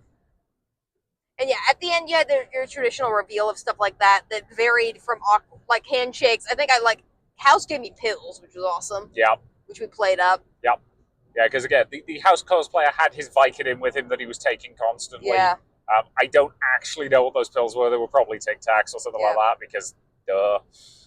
For the reference, if the House cosplayer is listening to this, I actually House MD is an entertaining show that you should absolutely. It's absolutely fun to watch. I enjoy watching it. It's just also drives me nuts. Yeah, it's the exact same way that. Okay, so there are 2 things that I do as hobbies that turn up every so often in TV shows and are almost always done badly. One of which is sword fighting, and one of which is playing the violin. Mm-hmm. There are so many shows where people are pretending to play the violin and doing it badly. And I can tell. Yep. And the other one is sword fighting. There is a lot of very bad sword fighting in TV and movies. So it's basically the same. I can tell when it's being done badly, and it kind of annoys me. She's the same with House. Yep. And that doesn't necessarily mean that the show itself is bad. No. It just means that it's not medically accurate, and it's not ethically accurate either. Yeah. Now, granted, the fact that House is kind of unethical is a recurring thing in the show, but he gets away with so much stuff he should not. Yeah. Well, that's just the thing is you do have to be careful with like that type of protagonist slash antagonist. A lot of the time is like they are a complex character. Yep. If the audience understands they're a complex character, great. If it leads to people like distrusting patients in real life, that means that a lot of women and minorities are going to be distrusted more in real life and not white men, and Yep. that's a problem. As somebody who's had that this week as a problem. Yep. So yeah. Yeah. That said, again, enjoying the show House, there's absolutely nothing wrong with that. I hope that cosplayer understands that. But it was fun banter, and it was very cathartic for me, honestly. Yep. Yeah, this was delightful, delightful chaos. I don't think we were originally intending to stay for the whole thing because we were tired. We weren't sure. Here's the thing. We've seen the dating game, the cosplay dating game run at a bunch of cons, and it tends to be at least reasonably fun. Yeah. But it was basically a case of we'll see how we feel, how late it gets, all of that jazz. This was a riot. We stayed till the end. Yep. I think you got up twice at the end at some point because it was Yeah. you, I think House, and someone else. Yeah, it got to like the last couple of rounds, and they were starting to run low on volunteers. So I volunteered again, which was great because I ended up next to somebody in a Percy Jackson themed shirt who spent the rest of the con referring to me as Uncle Hades, which was great. Yeah. Yeah, so that was a lot of fun. Yeah. So that was Friday. Yep. So we headed out after that because we tried to end on high notes. Yeah, and we was there anything we contemplated staying for on Friday, or did we know that was definitely our tap out point? We debated staying for Drunkards and Dungeons, which was starting at 10. And we debated also staying for Cosplay Prom, which I don't remember how late that was actually going. Cosplay Prom basically ran at the exact same time. Yeah, so I don't know if it ended there because I don't feel like playing it when it ended. But we were pretty tired at that point. That was it. What I think our original plan was to stay for like a decent chunk of the dating game and then go over and get a couple of dances in a Cosplay Prom. And we ended up just not doing that because we were having too much fun. They did end at the same time, so we just didn't do that. Yeah. Which is fine. Yeah, we were just having too much fun to leave, basically. So yeah, it was a complete chaotic mess in all the best ways. Which again, the host clearly was enjoying that. And it was nice to see a group of friends. I'm still unclear on how all the people like knew each other and were connected, but they were all awesome and cool. Yeah. So then it was on to Saturday. Yep. And yes, this will be a long episode because we have a long drive, so we have more to talk about. Buckle up. So, do we want to talk costume for Saturday? I tried a new costume. That I've been saying is Apple White from Fairy Tale High because I want to do a costume of her. It's not really that accurate, but whatever. I suspect it's got similar vibes. So yeah, this is a gigantic ball gown. This might be the biggest ball gown you've ever worn to a con. Again, I might be testing the limits with ball gown here. It's very heavy. Yeah. And the other issue is saying it fits in the front seat of the car when you're wearing it is pushing it. Yeah. Like, it's a lot of fun. Don't get me wrong. You looked great. I did use the bathroom in it. You somehow did. We'll talk about that. Yeah. Not in detail, but you know. All I'm talking about in detail, I don't give God. a shit. I mean, I didn't do that in it, but that's fine. Oh, God. What? We are running on too much adrenaline and not enough sleep. I feel like this is quality entertainment. So, this particular dress is massive. It's a red and gold number. You looked fabulous, honey. Yes. But boy, is it a bugger to fit in the car. So I will say, like, generally, like, occasionally I come into cosplays that have a learning curve associated with them. Then when I first wore Persephone, it was difficult to figure out how to maneuver in it. It took me a couple of cons. Now I can move around in, like, nobody's business. Yeah. But you barely have to think about moving in Persephone anymore. yeah, it's an extension of my body. Yeah. When we built the candy dress, which is basically a bunch of candy stuff that we hand sewed or glued onto stuff, it also took a pretty big learning curve. I'm nowhere near Persephone with it, but I'm at least comfortable in it now. It's a lot easier than it was. Yep. And this dress, the thing about it is because it's so big, I actually have to do, like, I can't have anything in my hands, basically. Yeah. Because in order to move around with it, I need to grip it with multiple hands. Yeah. Which I did get the hang of doing, but it took a while to do. Yes. And I kept picking up stuff and then thinking I could walk off with it. And turns out I can't do that in this dress. Yeah, no, there were multiple times where I was just like, honey, hand me the thing. You need both hands in order to lift the front of the dress so you don't trip and fall on your goddamn face. So yeah, it's a new dress. I think it went over well with people. It did. And I definitely want to wear it again. But Yes. I will say it's enough of an issue that like I am going to have to be careful what cons I choose to wear it at. Yes. So I think the next con I've chosen to wear it at is Gen Con. I'm not even sure that Mike's picking that up. I hope it did. That was me repeatedly face palming. Okay, look, again, you wore multiple ball gowns to Gen Con. I know you're going to do it again if we go again. Yep. Like, Jesus Christ. Okay. But no, so that dress was a winner. I was basically just wearing my Spirit Halloween, like, slightly piratey coat. You got compliments on it, though. Yeah. Again, it has a similar vibe. And again, remember, if you're buying this stuff at Spirit Halloween, buy it the day after Halloween. Because that's when they have a good sale. Mm-hmm. Yeah, this dress was a lot of fun, though. I definitely want to buy more dresses of this size. Yeah. Or make more dresses of this size. We have actively run out of space to hang them. We are currently in the process of buying multiple racks, so we have more places to hang things. Yes. But yeah, we have more cosplay costuming to do over this break, because we've got a couple projects, so we'll probably finish those up. None of those are that giant, though. One of them's... Anyway. We'll talk about that if and when we actually debut that. Yep.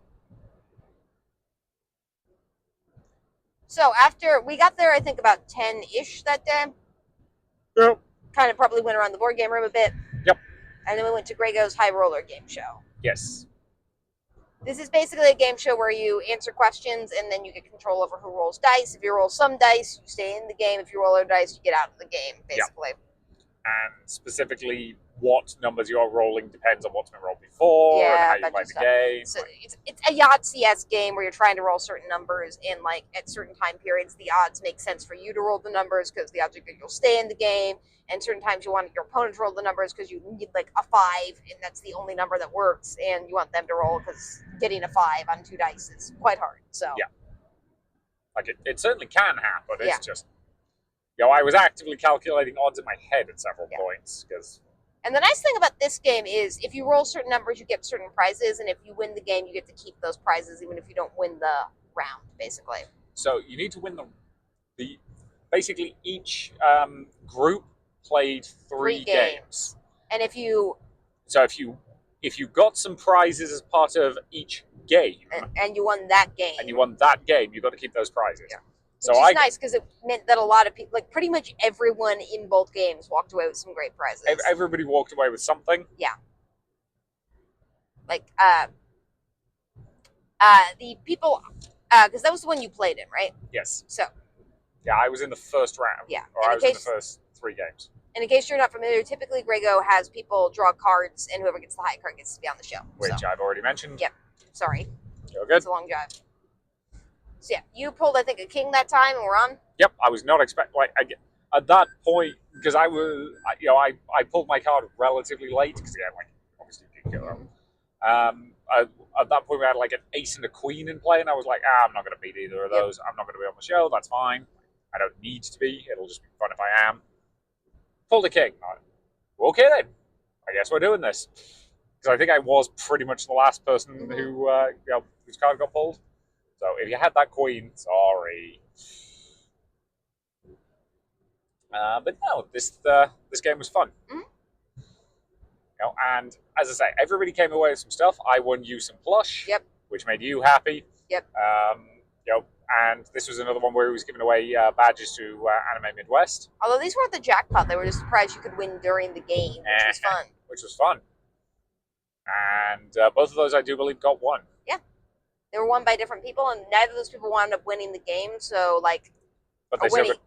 winning the entire game. So you basically had 2 people, you and the other person who won, who got to go to the final round and got more Greygo dollars to spend, and the other 2 people got Anime Midwest badges. So everyone was pretty happy, I think. Yeah. I got the plush, which is the thing I wanted most. Yeah. So You didn't really care about anything else. yeah. So I was really glad this was our game. This made me get the con happy feeling. And it was like, I like this game because it gives you away a lot of stuff. So that was very fun. Yeah.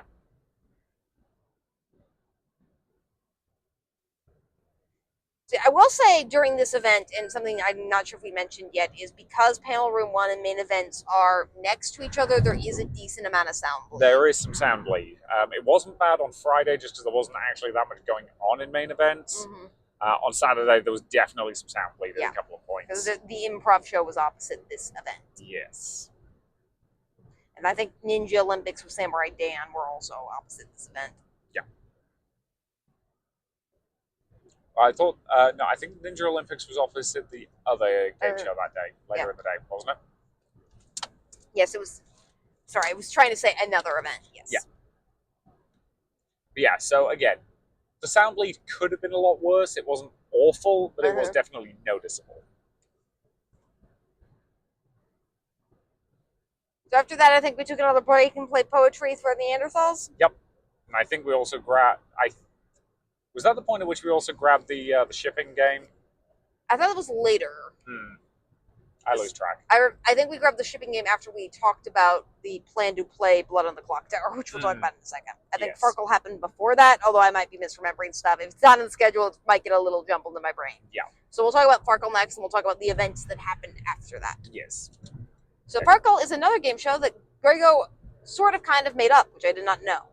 Insofar as it does exist as like a dice game already, but he turned it into a game show and did the software for it. So, which is interesting because it's. We saw it played at CausyCon by somebody who knew Grego, and I thought it was just a game show I hadn't heard of because I was able to watch every single game show that exists. But it turns out it's a Grego original, which is pretty cool. Yeah. Do you want to explain the rules? Sure. So this one's relatively straightforward. It's basically there is a pool of dice.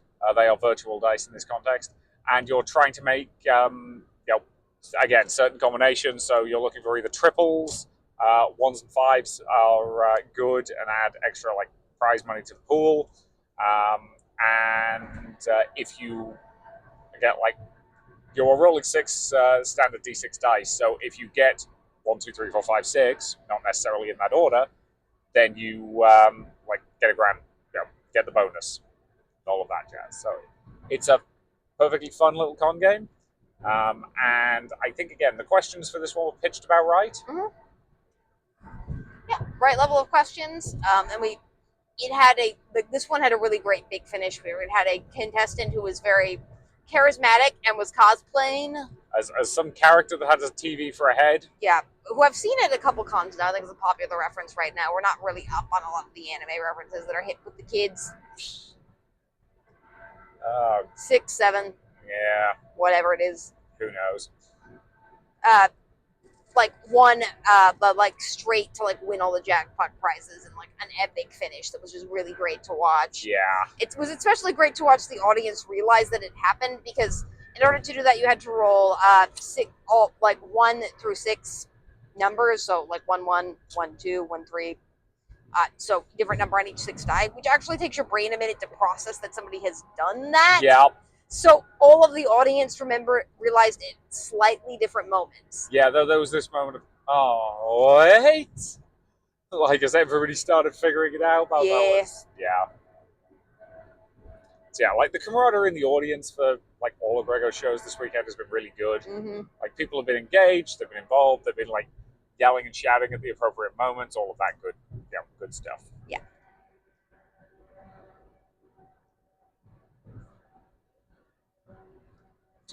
Yeah, there were a lot of good game show moments. I will say Farkle and I think the one you were in earlier were probably my favorites of the weekend in terms of pre-scripted story, but all were good. So. Yeah, there was some good stuff generally. Yeah. So after that, we wandered around for a bit. Yep. And found a part of the con that we didn't know existed. Yeah, this was when we realized that the aforementioned hospitality area existed. Mm-hmm. We did not know that was there. We were looking for a bathroom. Yeah, we were looking for a bathroom that would work with my hoop skirt. Yep. We did find that eventually. We did eventually. That was the aforementioned gender-neutral one downstairs. Yes. But while we were looking, we ended up bumping into one of the people who'd been involved in the panel the previous night, the cosplay dating game. Yeah, and before you mentioned, like, we are aware that you can scan a QR code and find a map. We didn't want to do that. Yeah. We wanted to explore the space on our own, so we did. It wound up there. So we've met somebody from the cosplay dating game the night before, and a few people were complimenting me on costumes and stuff like that. Yep. And they were looking for people to play in Blood on the Clock Tower later. Yep. And invited us. Yep. Because they thought we'd done a really good job as Hades and Persephone. They thought we were fun and interesting. And we learned at that point that, like, the way that the person hosting that event had been describing it, she kept describing it as if she got, like, unholy assistance from the underworld to make the panel work really well. Mm-hmm. So That's you're really welcome, sweet. I guess. Yeah. It was actually a really, like, sweet way to describe that, so thank you. Like, we are glad we were able to help. Yeah. So we met this person. I think you exchanged Instagram contacts with them. Yep.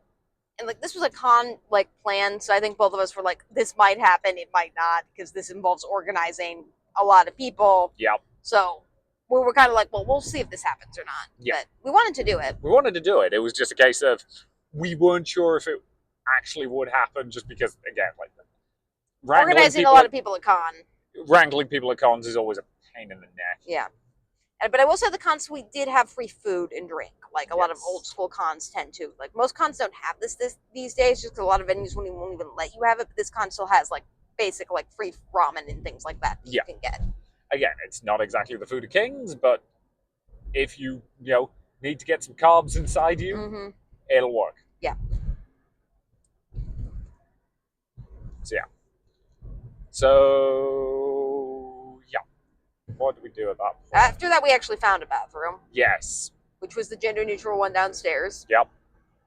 Which I'm not even going to ask how you managed to pee in that I dress. told you I managed to pee in that dress. Yeah. Well, you didn't give me details, and I don't need details, so All I say was shout out to that person who taught me. I went to a panel about disabilities a while ago, and somebody taught me a tip, which is, sitting backwards on a toilet can work sometimes. It's fair. Yeah. So that is my tip to anyone who's wearing a giant ball gown and needs to troubleshoot. Particularly if you don't have bodily organs that, like, are amenable to you doing stuff standing up. So Yep.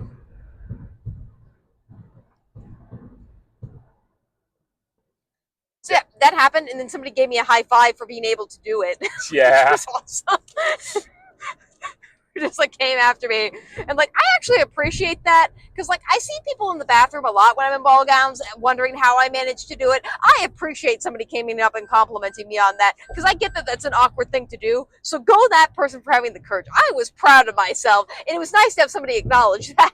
Yep. So thank you, that person. So after that, I celebrated that, and then we went into the board game room to play Slash, which I honestly think would be a great panel room game. It actually really would. So the basic principle of Slash is it's just got a whole bunch of like well-known characters on cards, and you pull. You have a hand of however many. We didn't bother checking the rules, so we just did 5 each, and then somebody a card gets pulled randomly, put in the middle, and it might say, for example, I'm trying to think of one that we actually pulled. So I will say when I did, so basically it'll be like Darth Vader, who would be Darth Vader's lover. Yeah. Who would you pair them with? Yeah. And you play a card from your hand, and then you have to like argue for it. Yeah. Now, But sometimes you don't have to argue just because you break the other person. Yeah. Because I pulled Princess Leia for that. Yeah, you did. I apologize for nothing. Ugh. I will say the last time we played this, because I remember this from 2 years ago, the card was Tyrion Lannister, and I put Snow White. Yeah. Yep. Yeah. Because I'm a horrible person. Yeah. Yeah. But yeah. So yeah, this would actually be a fun con game to play, because the thing is you're arguing for the like character or pairing, so this actually would be fun to play like in a panel with a bunch of people arguing for pairings and stuff like that. Yeah. Just kind of arguing complete BS pairings. Because one of the rules that we added just for our own amusement was if there isn't a card in your hand you're comfortable playing, you can pull one from the deck randomly, but you're not allowed to see it until it gets flipped up, and you have to take that one. Yeah. And like ordinarily, you would play this Cards Against Humanity style, where there would be like one person who is like judging, and I think they would probably play a card from their hand as like the card, and you would Yeah. play their cards opposite. This is who were just playing together, just played cards from the deck randomly. Yep. And then like just kind of collectively decided who would win, just depending on mostly who broke the other person. Yeah, and there is actually a point system. Like, Yeah. some cards are worth more than others just because they're kind of harder to pair. Yeah. You know, like Godzilla's worth a bunch of points because, like, pairing Godzilla with anybody, that's pretty much guaranteed to be 4 fiction instantly. Yeah. I feel like Godzilla would actually win though most of the time. Yeah, Like, can probably. you name of somebody who's not compatible with Godzilla? I'll think about it. Again, size differences are hot. Yep. Like, I married you, so you know. So yeah, but no, this was again good dumb fun. Like, we did a lot of kind of those good dumb fun kind of games in the board game room this weekend, rather than anything serious. So yeah, We were definitely con happy at that point. Yep. So after that, we briefly looked at the cosplay contest. okay. Somewhere in here we went to the Jeopardy panel. The Jeopardy panel? There was a Jeopardy panel. There were 2 different Jeopardy panels we've done this weekend. Oh, yeah. That was earlier. Sorry, Yeah. I missed that. I love you. I love you too. Was that on Friday? No, there wasn't one on Friday. Okay.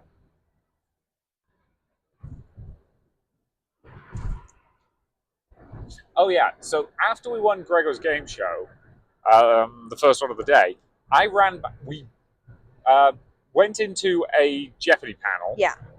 And I basically said, "Are you going to be okay here?" And I'll run the plush back to the car. Yeah. Because I didn't want you trying to carry it because you needed both hands for your dress. Yeah. That's where that came in. Yeah, that was the anime and video game Jeopardy at the 12. I'm sorry I missed both of these. It's been a long con. Yep. So yeah, at that point we did anime and video game Jeopardy briefly. But that Yeah. one was kind of chaotic, so we left. Yes. Specifically for that one, they organized people into teams Without asking people if they wanted to play, and then like they had to have 3 representatives from their team, and then they would go up and pick a question, then go back to their team to answer the question. So by the time you got back, we were already 10 minutes into the panel, and we were still on the first question because people were discussing it with their team, and it was going to take forever to get through any of the questions. Yeah.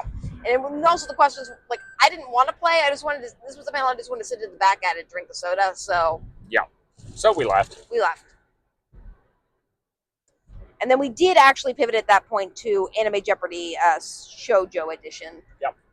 Which we also watched. Yeah. So this was audience participation Jeopardy, where instead of having 3 contestants, they just have the audience raise their hand and answer questions.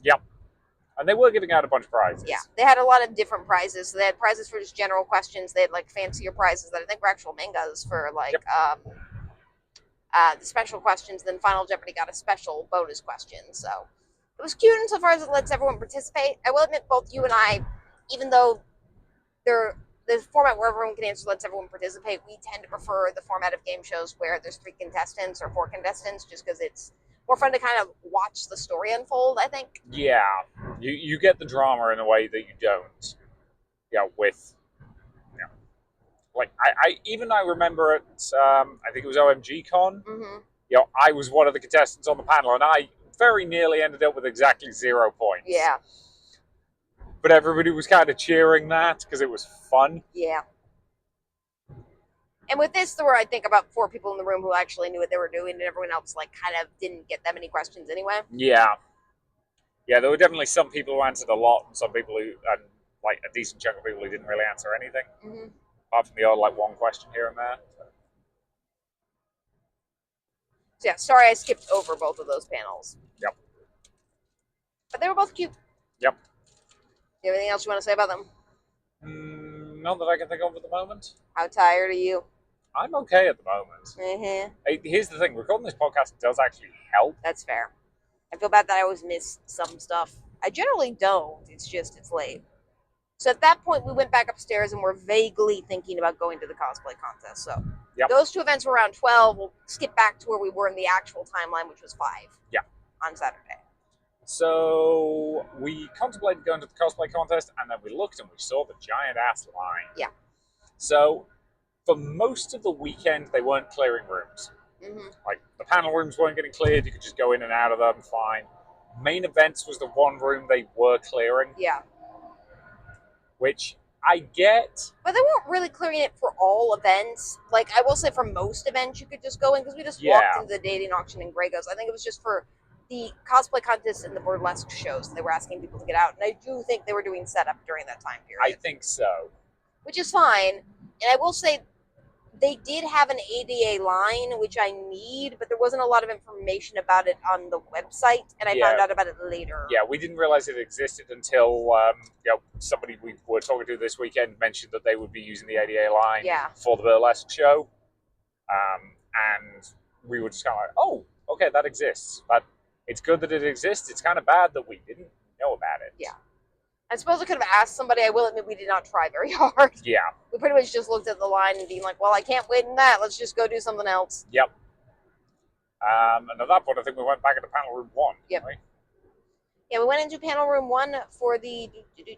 Is this the heresy panel? It's the Judging Your Heretical Fandom Takes panel, which you were immediately excited about because you saw a Warhammer thingy. Yes, I realized that the guy behind the stage, like, the reason it was called Fandom Heresy is because, again, if you're a Warhammer 40k fan, heresy is kind of a big thing. Mm-hmm. So yeah, this was somebody dressed as an Imperial commissar, and it was pretty much what he said. Like, you could come up, deliver your hot take about fandom culture in whatever context that meant, and you would be judged as whether you were deemed pure by the Inquisition, heretically sussed, or whether you were taking a bolt pistol shot to the head. Mm-hmm.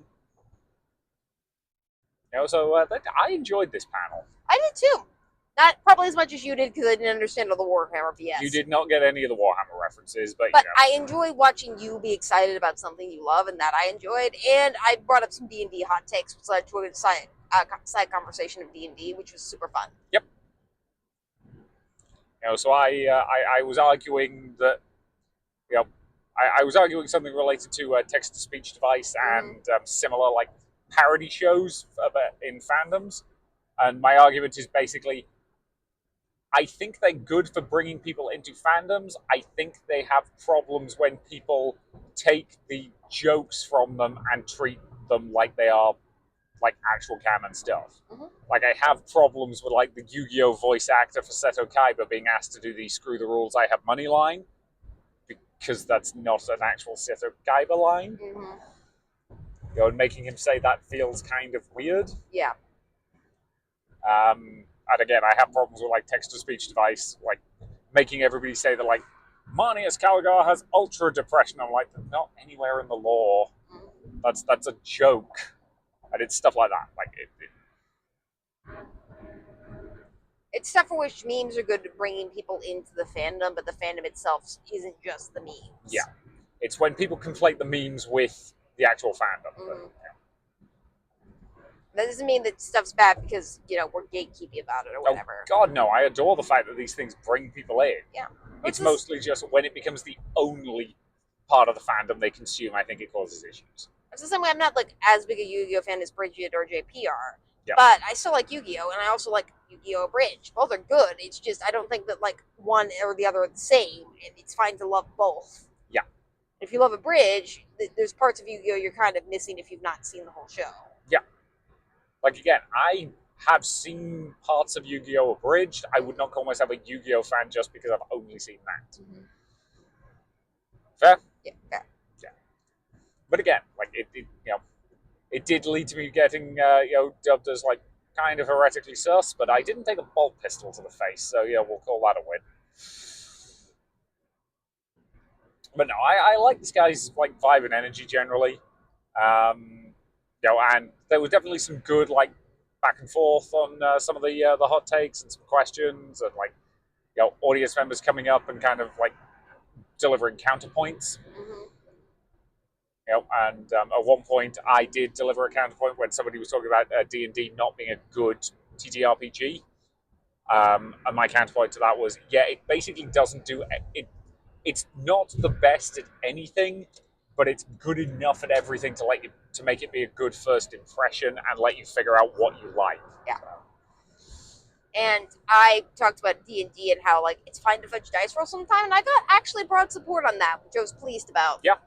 Like, people brought up a couple of points about, like, maybe you should balance better, which I would agree with generally if you're the GM. If you're having a lot of fudge dice rolls, that probably is a sign that you should try to balance better. But it's also the problem with D&D is levels 1 through 3 are teaching you how to play the game. Yeah, and your characters are too squishy. Yeah, they're just too squishy. They can just die instantly for no reason. So you kind of just needed a GM to be like, oh, look, the goblin misses. Yep. Because it's pretty hard to balance at that level. It was like, okay, they shot at the wizard, and they got a critical hit. They would do 15 damage, and the wizard has 6 HP.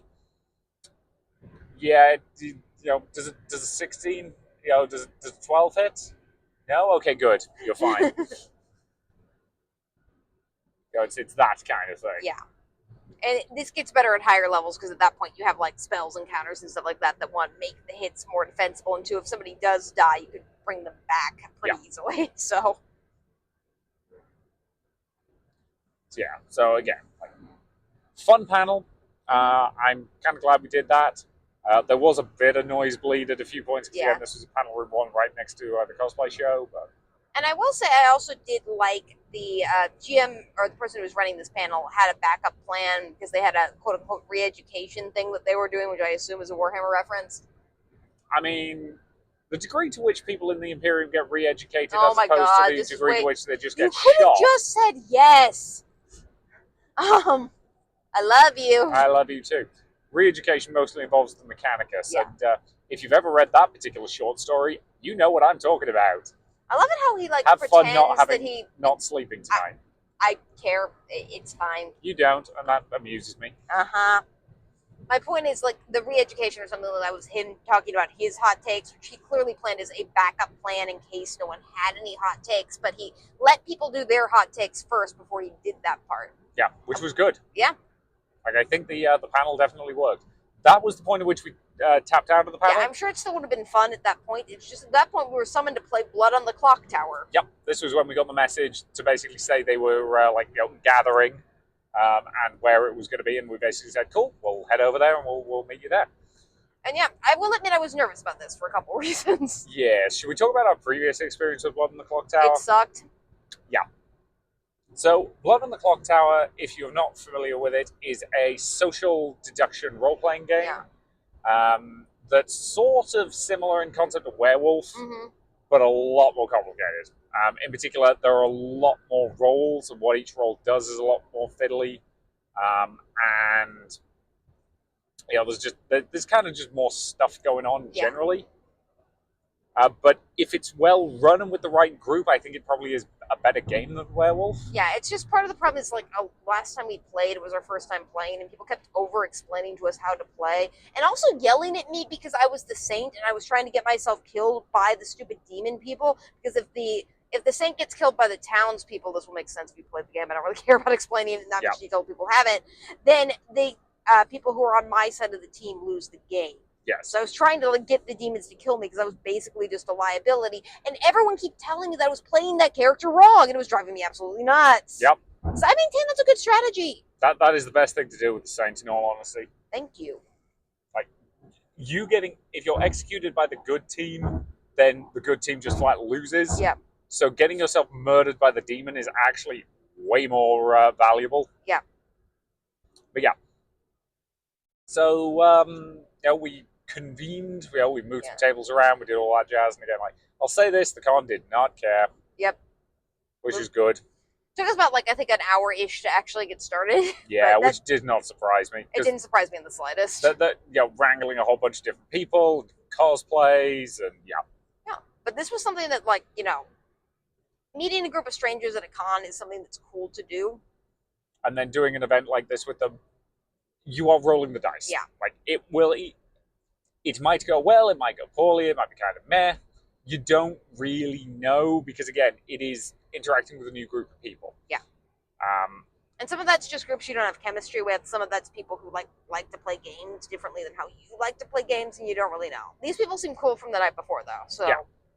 They seemed fun, so we figured we'll try it. And as a reminder, we're not going to say any of your names except Markiplier. Because that's not your actual name, so it's fine. Yeah, we're pretty sure this wasn't actually Markiplier. If It's this just somebody was who looks actually kinda Markiplier, then I'm sorry, I suppose. Yeah, But if you were actually Markiplier, I don't know. I don't know.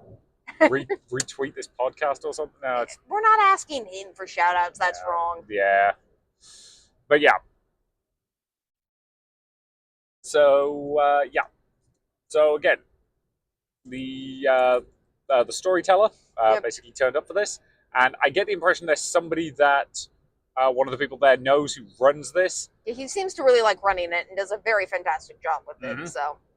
So I think they just got a message that was just like, "Hey, we think we've got a group together. Do you want to run a game tonight?" And he was like, "Okay." yeah, he turned up.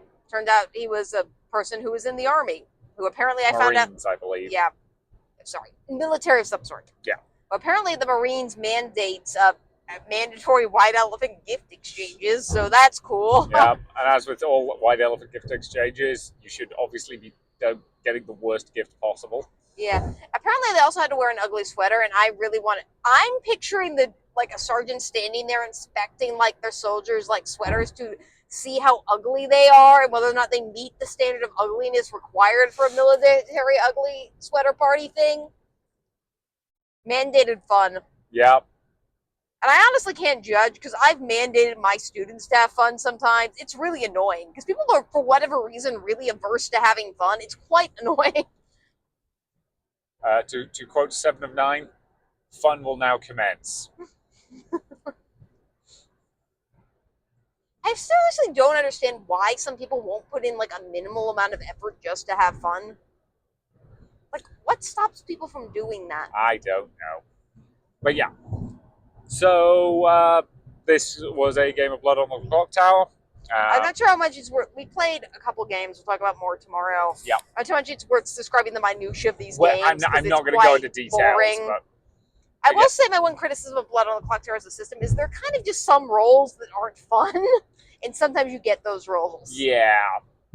Again, I get why some of them are there for balancing purposes, but there are some roles that do just kind of suck. Yeah. I was a recluse the first game. I had no special powers and was basically just a red herring. Yep. And that's fun for the game itself to have somebody who is that role because it can create confusion, which all hidden role games are designed to do. But it's really boring. Yeah. I had nothing to do the entire game.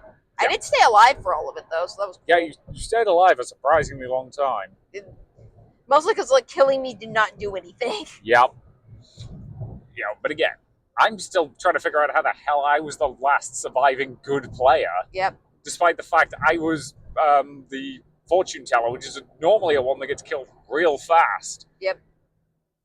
Well, I was trying to stay away from you to stave off suspicion, I think. Yep. And I think you were poisoned a lot, so. Yeah. But this was a lot of fun. And then people, I think, left to go to the burlesque show. Yes. Valid, it wasn't something we really wanted to do just because burlesque isn't our... We support it, obviously, much like we support drag shows, but I think burlesque and drag form into a similar version of entertainment for us, which, valid, if you got it, flaunt it, do the best you can. It's not a type of performative art that we particularly enjoy watching. Yeah. Not for any reasons that, are bad, just, I don't know. Yeah, it's mostly a case of, if there'd been something on after the burlesque show that we were really interested in staying for, we might have, gone and watched it. Mm-hmm. But again, it was another one where it was the big-ass line, and yeah. At that point, we were like, okay, this is probably our tap-out point for this evening. This has been a lot of fun. We'll head back to the Airbnb. But before we went, the people who had been playing it clearly had enough fun doing it. They were just like, do we want to do this? They were trying to potentially arrange another game later that evening after the burlesque show. Yeah. But we were going. A couple of the other people who were there were going after that. And so basically said, okay, it's not going to be enough tonight. How about we reconvene tomorrow for another game at 2 o'clock? And there was a little finagling to figure out what time it was going to be. And the 2 o'clock spot ended up coming out basically because we said we wanted to do the Gregor's Game Show that was on the Sunday. Mm-hmm. And then after that would be free. And they basically said, okay, can everybody do 2? 2 it is. Cool. Yeah. And the fact that they wanted us to do that. And we're scheduling around us was really sweet. We really appreciated that. And that made us feel good. Yeah. And all that warm, fuzzy nonsense. Stupid con high. Yeah. Stupid friendship. Yeah, I hope we see them at other cons. So do I. Speaking of which, we did see them again the next day. Yes. So we went home, slept. Yep. Decent sleep that night, I think, again. Reasonable. Cleaned out the Airbnb. Yep. Got on the road. Yep. Fed our service dog her special food breakfast thing. Yep. So she knew she was working that day. Yep. I will say she gets very antsy on days when she knows she's going to be working. Yep. Because she knows that she has to come with me, and she's very concerned about me forgetting to take her. Yep. And I can't communicate to her that I'm not going to do that. So, yeah. Yeah, it's just like, we know we're bringing you. We've planned for that. Don't forget me. I will be working today. I have an important job. Yeah, she's all dozy now. She is.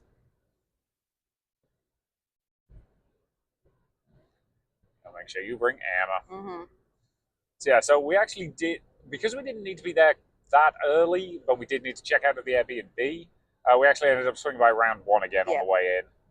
I say swing by as if it wasn't like slightly out of our way, but It was. We had to go through a toll, but, it's less going to round one. I think we're just kind of going to that mall because it was kind of cool and big, and I kind of wanted to look at it again. Yep. So we did that because, I'm not going to be in Chicago that often. So we did that, and we actually got in around, I think, 12. Yep. And then that was today. That's weird. Yeah. So, should we talk costume for today? Yes. So we did, this is what dress I didn't make. It's from Devlin Inspired. I reviewed it on an earlier episode, but it's a two-piece costume, which means I can take the bottom hoop off in the car, which means it's actually a very good Sunday dress if we've got a bit of a drive coming back, because it's still a big poofy ball gown that you can have fun in, but once we're ready to go, we can either, and this time we just did it next to the car. Sometimes we've done it in a bathroom before. All you really need to do is basically just, I leaf up the various layers, I undo the hoop skirt, that comes down, then the lower half of the dress comes down, and at that point you're in a, what does that dress count as in terms of length? I don't know what you're asking. What's the terminology, like T length, or is it? This is like mini. Mini. Yeah, mini or knee length, depending on, I would have to look. But it's T length is like ankle length. Oh, okay. Well, ankle or thigh, depending on how. Yeah. Basically, it becomes a short dress. Yeah. Which is super useful for a con where we're driving home after like doing that. Way later than we intended. Yeah, we'll talk about that. So yeah. This was meant to be a lower key day, which in some ways it was. We only did two things. One of them we just did for longer than we intended. Yeah. So first we went to Greygo's game shows. This was listed on the schedule as Definition, which is a game show where you're like given like letters and a word, then you have to figure out the word, which I actually really like. But I think he switched it to Wheel of Fortune. Yeah. I think that's at least in part because he had the main stage. Yep. And Wheel of Fortune. This is a game that works on the main stage very well. Yeah. And plus, it's a very well-known game show, so it's popular with audiences. Yeah. Yeah, it was relatively quiet, which I think was just because it was listed wrong on the schedule. Yeah, then they did not update it, but in fairness, I don't know if Grego asked them to, so. Again, I'm assuming he did. Yeah. Because they do say, like, they will keep the online schedule up to date, which they didn't, because he knew it was changing which one he was doing on about Friday. And it did not get updated, so, But yeah. So, what did we do before that? Did we just go to the games room again? Yeah, we just went to the games room again. We played Splendor. That was the other game we played. We own that one. We don't need to review it. Yeah. I won all the games of Splendor that we played. That's just what she does. Yep. Again, as I think I mentioned before, I have beaten you at Splendor exactly twice, and we've played several hundred games at this point. You got close this game because the board was so weird. Yeah, this was a weird board, so my bad tactics almost worked. Mostly because I couldn't actually use good tactics till halfway through the game because there wasn't a way to do that. Yep. I did win all 3 games of Blood on the Clock Tower too, though. Yep. I'm proud of myself. Again, we'll talk about that. So We went to Grego's Wheel of Fortune game show, and he has the IP software, and there was a big screen in there, so you could see the screen like moving, and you could see the wheel like spinning. Obviously, there's not a physical wheel, but there's a software. And then for spinning, they just make a spinning motion, but that's still fun. Yep. And Grego actually decides teams or decides contestants through basically a tryout where they get like a puzzle, and it'll show like a short puzzle, and it'll show letters at random to the audience, and then the first audience member to guess the puzzle gets to be on the show. Yep. And there was a slight snag with this one, which was one of the rules he does also have is he doesn't let multiple people from the same friends group play against each other, just because it's not fun for the audience. And he forgot to mention that rule this time until somebody who was friends with the person who'd been called first got the puzzle and started to come up. Mm-hmm. So I do feel bad for that person. Yeah. Because they were clearly excited to play, and then they didn't get to because their friend was already up there. I do get the rule though. Like, yeah. It makes a certain amount of sense because there's a lot of panels that just kind of devolve into giggling if there is just two friends who know each other up there. Yeah. And he's still good about letting friends play. Like, I'm sure because I hadn't actually played in the game, I'm sure if I had wanted to, would have let me play. Yeah. You had already won big or whatever. Yeah. Because I hadn't played yet. He's good about stuff like that. Yeah. But that said, I was definitely more in the mood to just watch this one. Like, I'd already gotten our game show moment by winning the plushies earlier, so I was pretty happy. Yeah. But again, this was fun to watch, and hilariously, the person playing Wheel of Fortune here, who ended up winning it, won a badge to Anime Midwest. Apparently, the reason they were at Con Alt Elite is that at a previous one of these conventions that Gregor was at, he won a free badge to Con Alt Elite. Yeah. I will say this person was also in a Jeopardy panel earlier, one of the Shonen Jeopardy ones, cleaning up. They, I think, are just a ringer for, like, particularly anime-themed game shows. I'm pretty convinced that if they go on any anime-themed game show, they're just going to win. Yeah. They seem to have a near encyclopedic knowledge of anime and are also very good at the tactics of game shows. Like, I kind of want to just see them on an actual, like, game show. They're that good. Yeah, I would be fascinated to see them do, like, actual Jeopardy or actual Wheel of Fortune or something like that. Like, I suspect they do quite well. Yeah.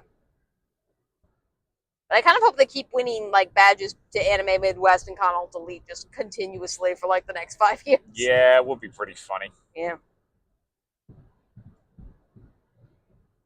But yeah. So at that point, Gregor did have one last panel, which was based on doing surveys for the upcoming Pointless game that he's going to be doing next year. We would have gone to that, but we've already done those surveys because he had them at SubasaCon. Is that Subasa?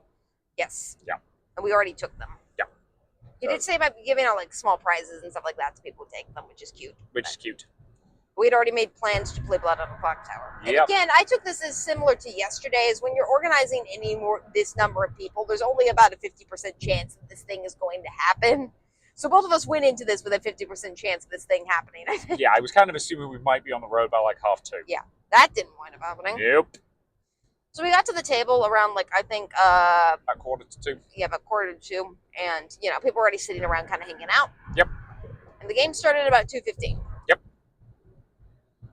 And this was fun because I think this game, for the most part, we didn't have any new people. For the third game, I think we did. Or maybe it was the opposite. I don't remember. Yeah.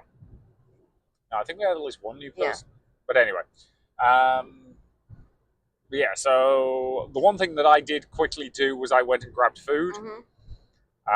Specifically, I went to just, like, the cafe thing that was in the hotel. That beef sandwich was aggressively fine. It should not have cost $12. Same goes for the potato wedges. They were okay. They were way too danged expensive for what they were. So that is my review of the con food. Yep. Con food review. Yep. Because that was the only time I actually ate at the hotel. Yeah. The rest of the time I just did fast food. What did I do? I did Wendy's on the first night of the con, and I did Popeyes on the second night. And Emma also got Popeyes. Yep. Oh, yeah, I forgot about that. The nice people at Popeyes asked us if our dog liked chicken. And I thought they were going to give us, like, you know, a place plain chicken with the skin taken off and no bones. No, they just gave us a drumstick. Yep. It was fried, it had bones in it. We did confiscate the bone from her because that's not safe. Yeah. She did not want us to confiscate the bone She from really her. did not. She wanted to keep that. That was quite a bit of a fight. Yeah. Like, Emma doesn't bite or growl or anything. She just ran under the couch and hid with it. Yeah. We had to negotiate. Yeah. By negotiate, you mean pull her out and then, like, force open her. Yeah. That was most of the negotiation, yes. Yes.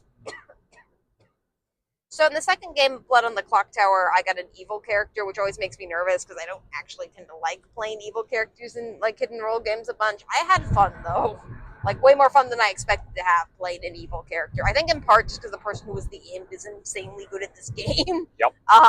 But like it was a lot of fun, and I tricked you. At least you said did? so.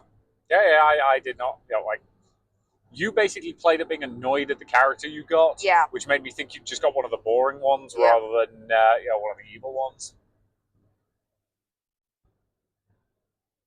Well, the guy did say, because I claimed Monk, that Monk was one of his least favorites, the person who was running it. So. Yeah. Yeah, he mentioned that while you were taking a bathroom break Yeah. between game 2 and 3.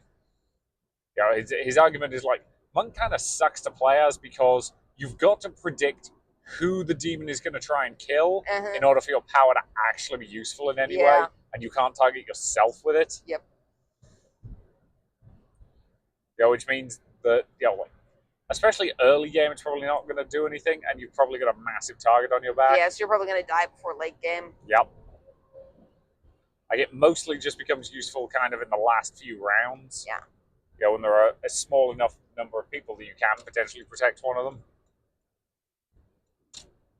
So we played that game. It was a lot of fun. It was probably my favorite of the 3 games, just because it was the one where I got to like influence the story the most. Yep. Which I liked a lot. You said your favorite was the 3rd game. I think so. But yeah. So the thing was, at that point, it was what, 4 o'clock? Yeah.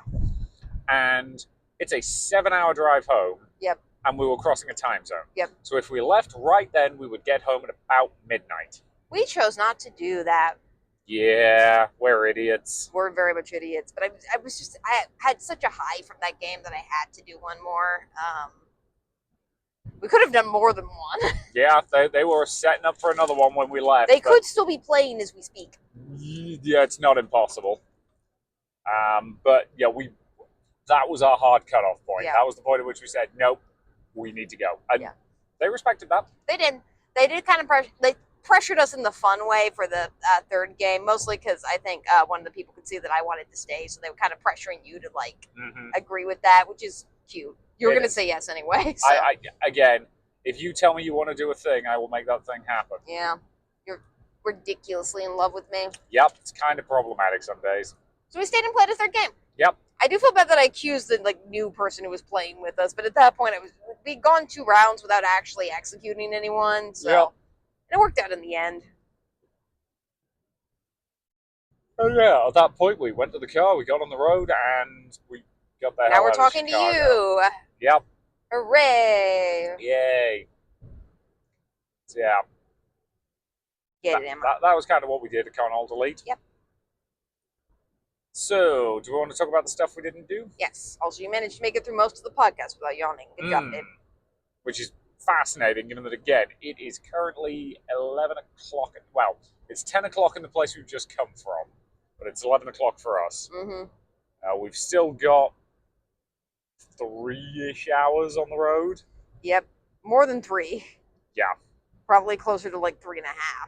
Yeah. If we're lucky. Yep. And we gotta go through Zanesville, which sucks. Yeah, Zanesville does suck on toast. So things we didn't do. Again, there were a lot of late night kink panels at this con that we didn't wind up trying, including one where you could actually like get kink demonstrations done on you, which I assume was plus 18. Yes. I will say one criticism with the schedule is like some stuff that should be marked plus 18 is not. It needs to be. Yeah. Like there's no way that should not be marked as plus 18. It was probably just an oversight on somebody's part, but I mean, it obviously is, but and again, as I mentioned with the things we didn't do segments, I can't list everything. There was no Artemis Bridge Simulator, as far as I can tell. nope. Cosplay contest we didn't go to. I will say they do have both a craftsmanship and a masquerade portion. So Yes. Yeah, I definitely heard parts of the masquerade at one Mhm. point. tabletop RPG story time, which I think we probably would have gone to if we weren't playing Blood on the Clock Tower. Yep. Bunch of Q&A panels with the various voice actors. Samurai Dan was here doing a lot of panels. Samurai Dan, if you're not familiar, does a lot of cons and a lot of panels. Yep. We did actually catch like the last 10 minutes of his panel because it Mhm. was in the main event just before Grego. Yeah. And it was a self-defense panel. Mhm. I am a trained martial artist up to a certain point. Like, I'm not going to claim I am an expert, but in terms of basic self-defense, yeah, it was solid. Like, this is somebody who knows what they're talking about. Is the best way to describe it. Like, they have at least some martial expertise and experience. So, if you're at one of his self-defense panels, you're going to get some solid information. Yeah. And he's from what I can tell, he's a fairly good presenter who's engaging, makes the right amount of jokes. Yep. Is fun to be around. So, like, slightly too many of the old "haha, my wife hates me and wants to strangle me" jokes, but he comes from the era when that was. well, like he's making the way he's making fun of it is he's not making fun of his wife. He's making fun of him being annoying to his wife, which Yeah. is better than his wife made him making fun of his wife being annoying to him. Yeah, that's fair. Which I took it as, and I could tell that they actually loved each other, which helped. Oh yeah, and again, she's clearly used to being like his demonstration Yeah. partner. Because again, like, here's the thing: anytime you're teaching martial arts, you kind of need to show people what it's supposed to look like, Mm-hmm. which means some poor schmuck's about to be in pain. Yep. And when it's done properly, that pain is mild at Mhm. worst. Like, I've been the demo dummy a bunch in my fencing school, so like, I know what it's like. It's fine. It's not the most dignified job, but it is very important. There was a Pokemon trading corner. Let's play Jackbox. 5 nights. Oh, You okay? Christ, I hate the roads in this bloody state. Are you okay? Is I'm the car fine. okay? The car's fine. You woke up, Emma. There should not be a pothole that big on a goddamn interstate. So that was fun. There was a more serious, or not more serious, like I assume different type of music, LED rave type thing. Yep. Intro to Hypnosis, Sonic panel, Five Nights at Freddy's panel. Yep. All that jazz. Those are kind of the main things. Again, we're not going to list every single event because we would be here all day. Again, there was the burlesque show. Yeah. There's Yep. the Bunny Bar. Yes. I will also say they did have an Uncle Iroh's tea hour where you could effectively on Friday at least, between the hours of 6 and 8 p.m. was effectively the room where they were serving food was also an open bar for VIP attendees. And for $10, you could have unlimited drinks for just normal attendees. Yeah. Which I think was taken advantage of and probably explains what the dating game panel that night was as rowdy as it was. It's not impossible. We didn't go to that, though, because I can't drink because alcohol kills me faster than most people. Yeah. You have to drive. Yeah, I have to drive. Like, I have offered to drive at cons for you before, generally, but I am generally wearing giant ball gowns, which makes it tricky. Yeah. And again, like, I am a social drinker. I will happily imbibe. I'm only going to do it if other people I know are. Mm-hmm. And at that point, we hadn't really made friends yet. Yeah. Whoa. Yeah. I hate this part of Indiana. Yeah. Like, yeah. For those of you who are not familiar, there's this section of I-70 once you get past Indianapolis that just has not seen any sort of road care in like 20 years. Yeah. Like, it just sucks on toast. And then you go into Ohio and it's like fine. We did get a lot of Ohio jokes this weekend, which I expected. Everyone makes fun of Ohio. Yeah, it's valid. Is it? I mean, okay.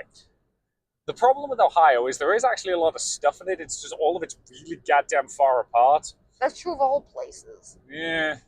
Like, I'm sure it's not, like, I'm sure on average stuff in Chicago would be easier to find and do than it would be in the middle of bumblefuck Ohio where we live. I know I'm not supposed to. We're already like over 2 hours into this. If anyone cares about me cursing at this point, dear. I've already made sex jokes. Yeah, that's fine. The sex jokes are fine. It's the cursing that the algorithms have problems with. Like 20 people listen to us. I know. Hi, new friends, if anyone's new. But yeah. So, are we on to favorite con moments now? I suspect so, because I think we've listed the stuff we didn't really do. Yes. If we missed something, I apologize. It's a very long con. If you would like us to mention something, we'll bring it in the podcast and the show notes. Similarly, if you want us to shout out your social media for some reason, we'll probably do that too. Yeah. It's just, we're obviously, as you can tell, not that big of a podcast. It's mostly our friends and people we met at cons. Yeah. That said, I will, since some people have been asking about it, I'm hoping that when Richard posts this episode tomorrow, he'll be able to put my con spreadsheet in the show notes, which is just the list of cons we're considering for next year. I will say that list of cons is personalized to us, so it has stuff like driving distances specifically from where we are. So at that point, probably won't be relevant to you. Yeah. But it also has like likelihood of attending the cons. I think I did technically, there's 100%, I put everything at 75% just because, again, emergencies like what happened this week happen. But as you can see, some emergencies make us more likely to attend cons. So We'll see. We'll see. So with that in mind, top favorite con moments. I believe it's your turn to go first. Okay. I think. I don't know. There's so many good ones, and also a lot of them bleed into each other. Yeah. So that's all right. Fine. I'll take one I know you like, which is cosplay dating game, because obviously cosplay dating game was everything I expected, and it made me have the happy con feels. That's fair. I will probably take High Rollers, just because it was fun winning you the plush. Yep. I'd like even just the moment when like the guy I was playing against won the badge. Yep. Like I was really happy that he won that badge because that was a thing that he wanted and he could use, and I would have felt bad winning it. Because we probably can't use that. Yeah. I will take that random person high-fiving me after going to the bathroom in that dress. Valid. It was kind of an awesome moment. Yeah. I will take the panel with the 40k fan. Just because I don't meet enough 40k fans. I don't get to talk to enough 40k fans. Again, like here's the thing: I used to work for G Dubs. Like it wasn't anything fancy. It was retail support staff, but it meant that I was frequently talking to massive Warhammer nerds, and I don't get to do that anywhere near as much anymore since I moved over here. So it's always nice when I bump into one in the wild and I can just get to talk to them for a little bit. So if you are listening, feel free to email me and talk to me about Warhammer. Hi, baby bean. Yeah, I'm trying to struggle how to like categorize the last ones, like because I'm sure you're having the same problem of just like meeting these group of people over the weekend, which was really really awesome. Yeah, it's hard to like pick one moment. So I will specify the second game of Blood on the Clock Tower because that was my favorite one of the Blood on the Clock Tower games. Although I did really enjoy all three. That's very fair. I'm trying to decide if I want to also go for one of the games as a favorite, or whether I want to or just let you kind of take the Blood on the Clock Tower playing as a favorite moment. Yeah, because it was really, the games were fun. I think the most fun for both of us was just hanging out with those group of individuals who were a lot of fun to be around. Yeah, they were a really great group of people. I think there's like a thing up here. Yep. Also, enjoy our review of the Indiana section of the I-70. It's awful. Yes. It is really, really terrible. We've once been told that like this state won an award for like best road maintenance, and I don't know when that happened, but I think the judges were either bribed or they were shown like one incredibly well upkept bit of road, and the rest of them just suck. And you might think it's better in the city. It's not. Indianapolis is even worse. Yeah. I mean, to be fair, the roads in Chicago sucked. Yeah, but the roads in Chicago suck because, like, they don't want there to be cars there, and there are way too many cars. Yeah. Yeah. But yeah,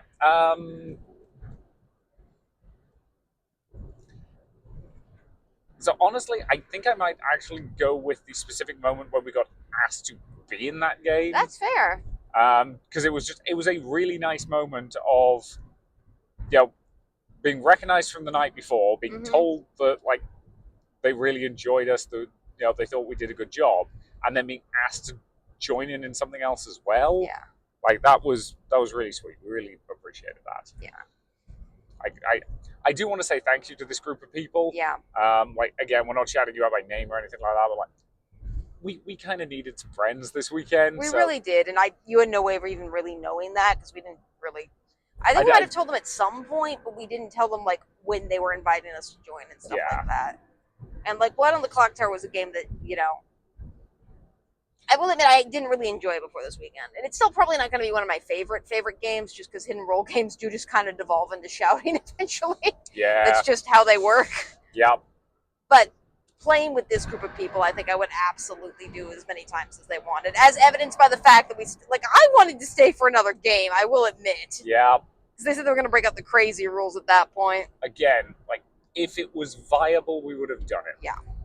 But like, I briefly considered getting a hotel for another night just so we could do it. But again, I have to you go have into to the work office tomorrow, and you've taken a lot of PTO with my medical condition already. Yeah. I don't want you getting in trouble with your job. Yeah, and like, here's the thing. I'm already going to be going into work as little as possible tomorrow because I need you need me. I do. So it's basically going to be because I can do most of my job from home, but there is like one particular aspect of it I need to go in and do. So my plan is to basically get home, not sleep, start work at like 4 a.m., do the get everything ready, go in, do the one part of it that I absolutely have to be present for, and then come back. If they'll let me do that. But it's also like, I work for a university. Like, all the students are at home for the Christmas break. Like, and the university itself is closing on Tuesday. And then, like, I've got almost 2 weeks. So, annoyingly, it's really annoying. It closes on the Tuesday. The last day I'm supposed to be working before the Christmas break is tomorrow, is Monday. The first day after the break is the Friday. And I honestly do not know why the president didn't just look at that and go, give everybody the Monday and the Friday as well. Yeah. Like, that would have been nice, Sue. Well, Sue also insists on having or whoever is in charge of it, insists on you working from 8 to 5, because in Ohio's in one of the states where your lunch break gets to count as part of your hours. So they insist that your lunch break hours aren't factored into, like, your 40-hour work week for staff, which is just dumb. Yep. Anyway. So, yeah. That's enough about me complaining about my job. Like, again, here's the thing. My job's not bad, but, like, my job I worked for years to get, so that's cool. Here's the thing. You love and adore your job. I do. I was not originally hired to be doing this specific job. They moved me over into it, and I'm still not massively happy about that fact. And if I can get certain things out of the university, they will, I'll be a better performer for one thing, but, Anyway, capitalism. Even because it's always capitalism, even when you work for a non-profit. You're ruining the segment of the show. I know. So, now time for our rating. If this is your first time watching this episode, our rating is incredibly not scientific. We originally talked about doing like an S through F tier rating, then decided that seemed too mean because we wanted to be a con-positive podcast. Yes. So our rating is a very simple question. It's, would we come back? Which is incredibly relative, because it's relative to us. Yeah. Like a con that's decent, but in Columbus, so an hour's drive away, we'd probably do it again. Looking at you, Missouri. Yep. A con that is decent, but a 5-hour drive away, probably not worth the drive. Because again, anything that's above a certain distance, and I think we've clocked that distance as about 2 hours. Yeah. Is one that we need to get an Airbnb for if we're doing more than one day. Yes. And that puts the cost up automatically. Yeah, so this is not a very useful rating system to pretty much anyone who's not us, is the way of thinking about it. Yeah, but it does kind of tell you something about the con. Yeah, so if a con's in Columbus and we're saying we wouldn't go back, which is kind of the conclusion we came to GalaxyCon a couple weeks ago with, you know we're kind of making a statement there. Yeah. Whereas a con that's in Chicago, I will admit, like if we're saying we would go back, then that con is like the greatest con on earth. Yeah. And here's the thing. The actual con part of Con Alt Elite was fine. Mm-hmm. Wasn't the best, wasn't the worst, perfectly functional, okay. But we did actually have a really good time this weekend, Yes. and that's entirely down to the people who we met this weekend. Yes. Grego was great as always. It would have been just worth going for him. Yeah. The bonus of meeting all these really cool people, like really like made it an amazing experience. Yeah. That said, that's not the con itself. Yes. And you do have to be kind of cognizant of that. Okay, that one was bad. Like, the word is cognizant. I know, but I changed it to cognizant. Oh, God, how tired are you? Not as tired as you are. Yeah, that's probably true. So that's, I think, the kind of dilemma we're in with this one. Is we did have an amazing time this weekend, and I've got all the happy, fun, high cut on fuzzy feelings that makes me immediately want to go to another con. Yep. Which means con drop tomorrow is going to be bad. Yeah, I'm a little worried about that, but We'll do our best. Plus, your parents are coming, which will Yep. help in some capacity. yeah, my parents' plane should be landing. Okay, the plane my parents are on, I want to clarify, my parents do not own a plane. Just to clarify. Not all British people are rich. Yeah. Like, my parents are... My parents are... Are my parents boomers, technically? Which generation are they from? You alright? Your parents are boomers. They're the same age as my parents. Yeah. Yeah, like, my parents are boomers, and they had, like, fairly high, decently paying jobs, and, like, lived in a time when they could buy their own house. My parents are not poor, but they are not, like, stupid rich either. Mm-hmm. They are the kind of people who can decide that visiting their, son who lives in a different country for Christmas is a thing they can do. Yeah. Why are we talking about this? Why do you feel the need to verify your parents didn't own a plane? Because I I don't phrased it in a weird way. No one would have thought that. I know. But yeah, so again, my parents are flying in tomorrow. They're flying into Pittsburgh. Incidentally, if you are planning to visit Ohio from the UK, I would strongly recommend the one that goes straight from Heathrow to Pittsburgh. Unless you have a dog. Yeah. Because British Airways is not great with service animals. Because Yeah. they require certain documentation, even when it's explained to them that in the United States, you're not required to have that documentation. Yep. And other airlines tend to be more better. Except for that, we don't need to get into that We story. do not need to get into all of that. Yeah. So, we still haven't rated the con. Yeah. It's a maybe. That's, I think, the reality of it. Yeah. It's at an interesting time of year where sometimes we're in the UK. Yep. It's the con itself is perfectly fine. Mm-hmm. It's, there's nothing really bad about it. It has enough things to keep us interested, Mm-hmm. though there were definitely a fair few lull points where we were just kind of, hanging out playing board games. Yeah. But it is a 7-hour drive. Yeah, I will say if Grego's game shows weren't on, we probably wouldn't. Yeah. And again, Like, if we knew for sure this group of people were going to be there, we probably... we might be tempted. Yeah. If both them and Grego were there, I would say probably yes. Yeah. But again, like, it's one that requires a lot of logistics and a lot of figuring out. And well, again, you say that, but we did this on impulse 2 days ago. we did, but we wouldn't have done that if we needed a distraction this weekend. We did. We needed something to go right, and this con did. It did. And I will say, I do think we did, this has made Chicago cons viable for me again. Because I will say, after the last Con Alt Elite, which is the last con we did in Chicago, and only other con we did in Chicago was Con Alt Elite 2 years ago. Yeah. Like, I liked Con Alt Elite 2 years ago a lot, too, for a similar reason of Grego's game shows. Yeah. But the logistics of Chicago that time were so batshit bad that I just didn't want to try it again. Whereas this one, it's gone well enough that I do think the logistics we managed well enough of getting around Chicago that it's made me want to try a Chicago con again. Yeah. At least some type of Chicago con. I still don't think I would do a big Chicago con, except maybe Midwest Fur Fest, but I don't think I would do C2E2 or Anime Central. Yeah. because those seem like big and kind of a pain to get around. Yeah.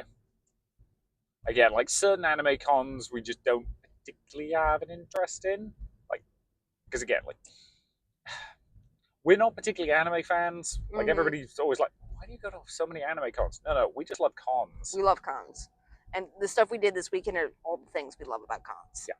It's that finding that connection, making friends, Yeah. doing all of that stuff. Which is easier to do at smaller cons, and I don't know, it's been kind of part of the reason why it's been bothering me so much lately. There seems to be a lot of weird territory marking when it comes to small to mid-size anime cons in the Midwest. Yep. That's been going on for a while now. Yeah, that I've only just kind of becoming aware of, and it's there's a lot of infighting, and it's quite frankly, guys, what you should be fighting is the giant anime cons that are like corporate and trying to take over Yeah. everything, rather than like knife fighting each other. Yeah. Well, like I do think this con is in theory for profit. Yeah. But I can't imagine they're making bank off this. Yeah, like this is a relatively small convention. Mm-hmm.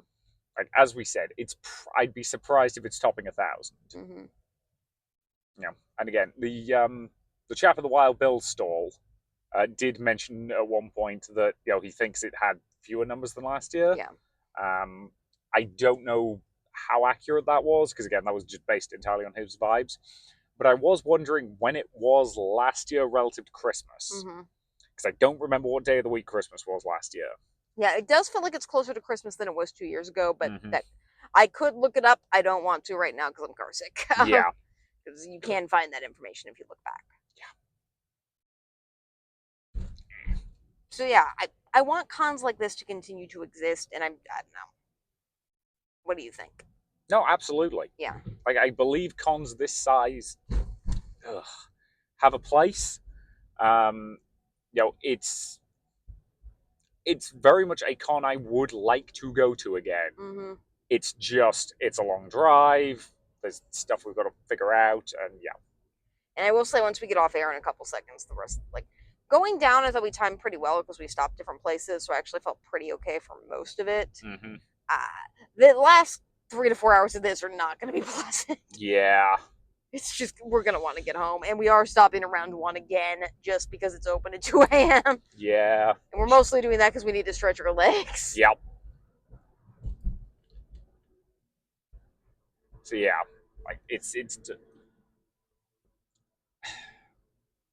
if we do it again, what we should probably do is plan ahead in such a way that we don't have to drive back on Sunday night. Yeah. Well, originally we had intended to leave at like 2. I do want to point that out. Yes. We left 4 hours later than we intended. Yeah. Thanks, guys. But even so, we would still have been getting back pretty late. I think the bigger problem was I actually would have seriously considered getting an Airbnb or hotel because it wouldn't have been that hard to do. Mm-hmm. Especially if we just gone outside the city or something. Yeah. But you had to work. That was the major kind of complication there. Yeah. Because if you hadn't had to work, I would have just recommended we do that and play like 6 more games of Blood on the Clock Terror because who the heck cares? But we couldn't do that. We couldn't do that. Like, I've already had to use sick days and other stuff this week, and it's I'm assuming, at least I trusted you when you said that you couldn't do that. Yeah. So, like, I would, again, if I thought I could get away with working from home for another day, like, I would, but this is something I do kind of need to get done before we go away on break. Mm-hmm. Do you really, though? Jake is not going to sign those documents. If I get them to him at like 8 o'clock in the morning and say, look, if you can get these signed, we can get them out by lunchtime, he'll do it. Okay. He's kind of notorious for sitting in meetings just signing buttloads of acceptance letters, because we are the kind of university where the head of the admissions department signs every goddamn acceptance letter because he thinks the personal touch matters. I don't know if it does or not. I have no idea. And we get what? How many acceptances are we even up to at this point? About 2,500. Yeah. So for the record, not all those people come. It's just that's how many people. Not all those people attend the university either. Yeah. I love you. I love you too. Most of those people are technically adults. That's good. Yeah. But yeah, basically it's a case of, it's something I need to get done in the morning. Mhm. And if I didn't have to do that, we might have been able to finagle some stuff. But yeah. Joys of responsibilities and like stuff I get paid to do, and like, yeah. I will say also, just because Emma's with us and like my disability flaring up, like staying in a strange hotel probably wouldn't have been the best either. Like we probably could have finagled something. We would also have had to like contact our pet sitter and basically said, Yeah. hey, we need you to do an extra night. Because we have bunnies at home and stuff like that. Like, I do think like if we had stayed there a while, like I don't know, we could have maybe worked out something. But this was probably the smarter, more responsible decision after a series of irresponsible decisions. Yep. So yeah, like I think it's doable in the future if we want to do it again. Yeah. But I think if we do it, we should do it in such a way that we arrange to not have to drive home on the Sunday night. Well, now that I've discovered that Chicago has 3 round ones, I'm fine with staying longer. Of course you are. I did like Chicago more as a city this time than I did last time, I will say. Yeah. Like, we review cons, not cities, but Chicago felt a lot more maneuverable than it did last time. I think that mostly had to do with the street parking at the last venue. Yeah. Again, like last time we basically just went to the con and the Airbnb, whereas this time we did some other stuff as well. Yeah, which was a little bit more fun. Yeah. With that said, Chicago's still a headache. Yeah. Like it's not the easiest to maneuver we were around. largely avoiding downtown this time, which helped a lot. Yeah. Yeah, we had to go near O'Hare, but O'Hare isn't like deep downtown or anything like that. So yeah. And for the record, it's not because we think like there's criminals or anything. It's mostly just parking is hard, and I can't walk very far, and I'm wearing complicated clothing. Like that's what we're concerned about. Yeah. Not like people of ethnic minority races. I am not concerned about that at all. What? What? Somebody might have been concerned that I was. Fair enough. You thought your parents were like on a plane. You really need to verify your parents weren't owning a plane. Yeah. It's mostly just I have this voice, which means multiple people have asked me if I'm in the royal line of succession. For the record, I'm not that posh compared to those people. I might be closer to the royal line of succession than you are. What? Your family's from Macedonia. Yeah. We probably married one of your relatives at some point. Yeah, probably. I assume that I'm not like a...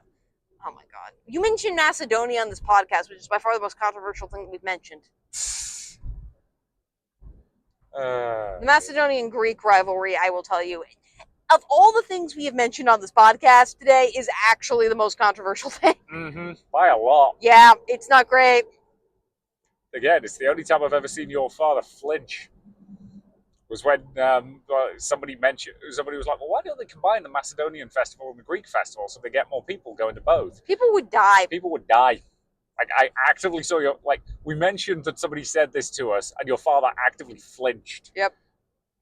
And my father's girlfriend/wife also flinched. Yeah. I'm not, if you're wondering about the connection there, don't. Don't. It's a long story that's not worth talking about. Yes. Well, it is. It's funny, but... Yeah, but it's not... Okay, look, this podcast's already gone on for way longer than it should do. This is why we need a consistent outro. No. Why? So, Con Alt Delete.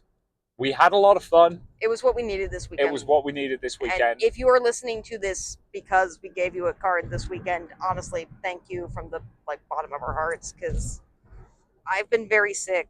It's been a very rough week, and you really made that week a lot better. So thank you. Yeah, I'm glad we did this stupid thing. Yes. And met you guys. So thank you. So yeah, we've still got a 3-hour drive home. Yep. One person asked us to message them when we got home, which is sweet. I will make him do that. Yep. Again, I'm probably going to try and just not sleep at all. Yep.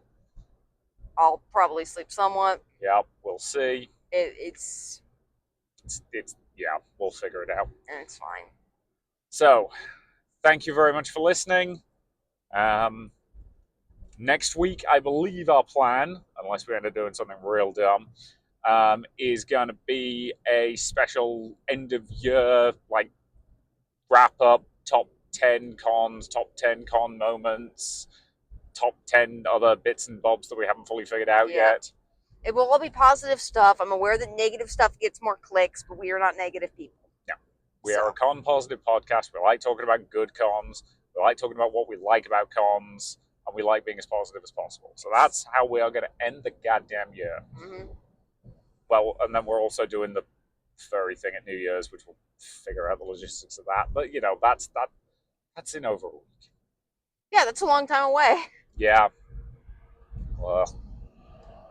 So yeah, thank you all very much for listening, and we hope we'll see you in future episodes. Yeah. Bye. Bye.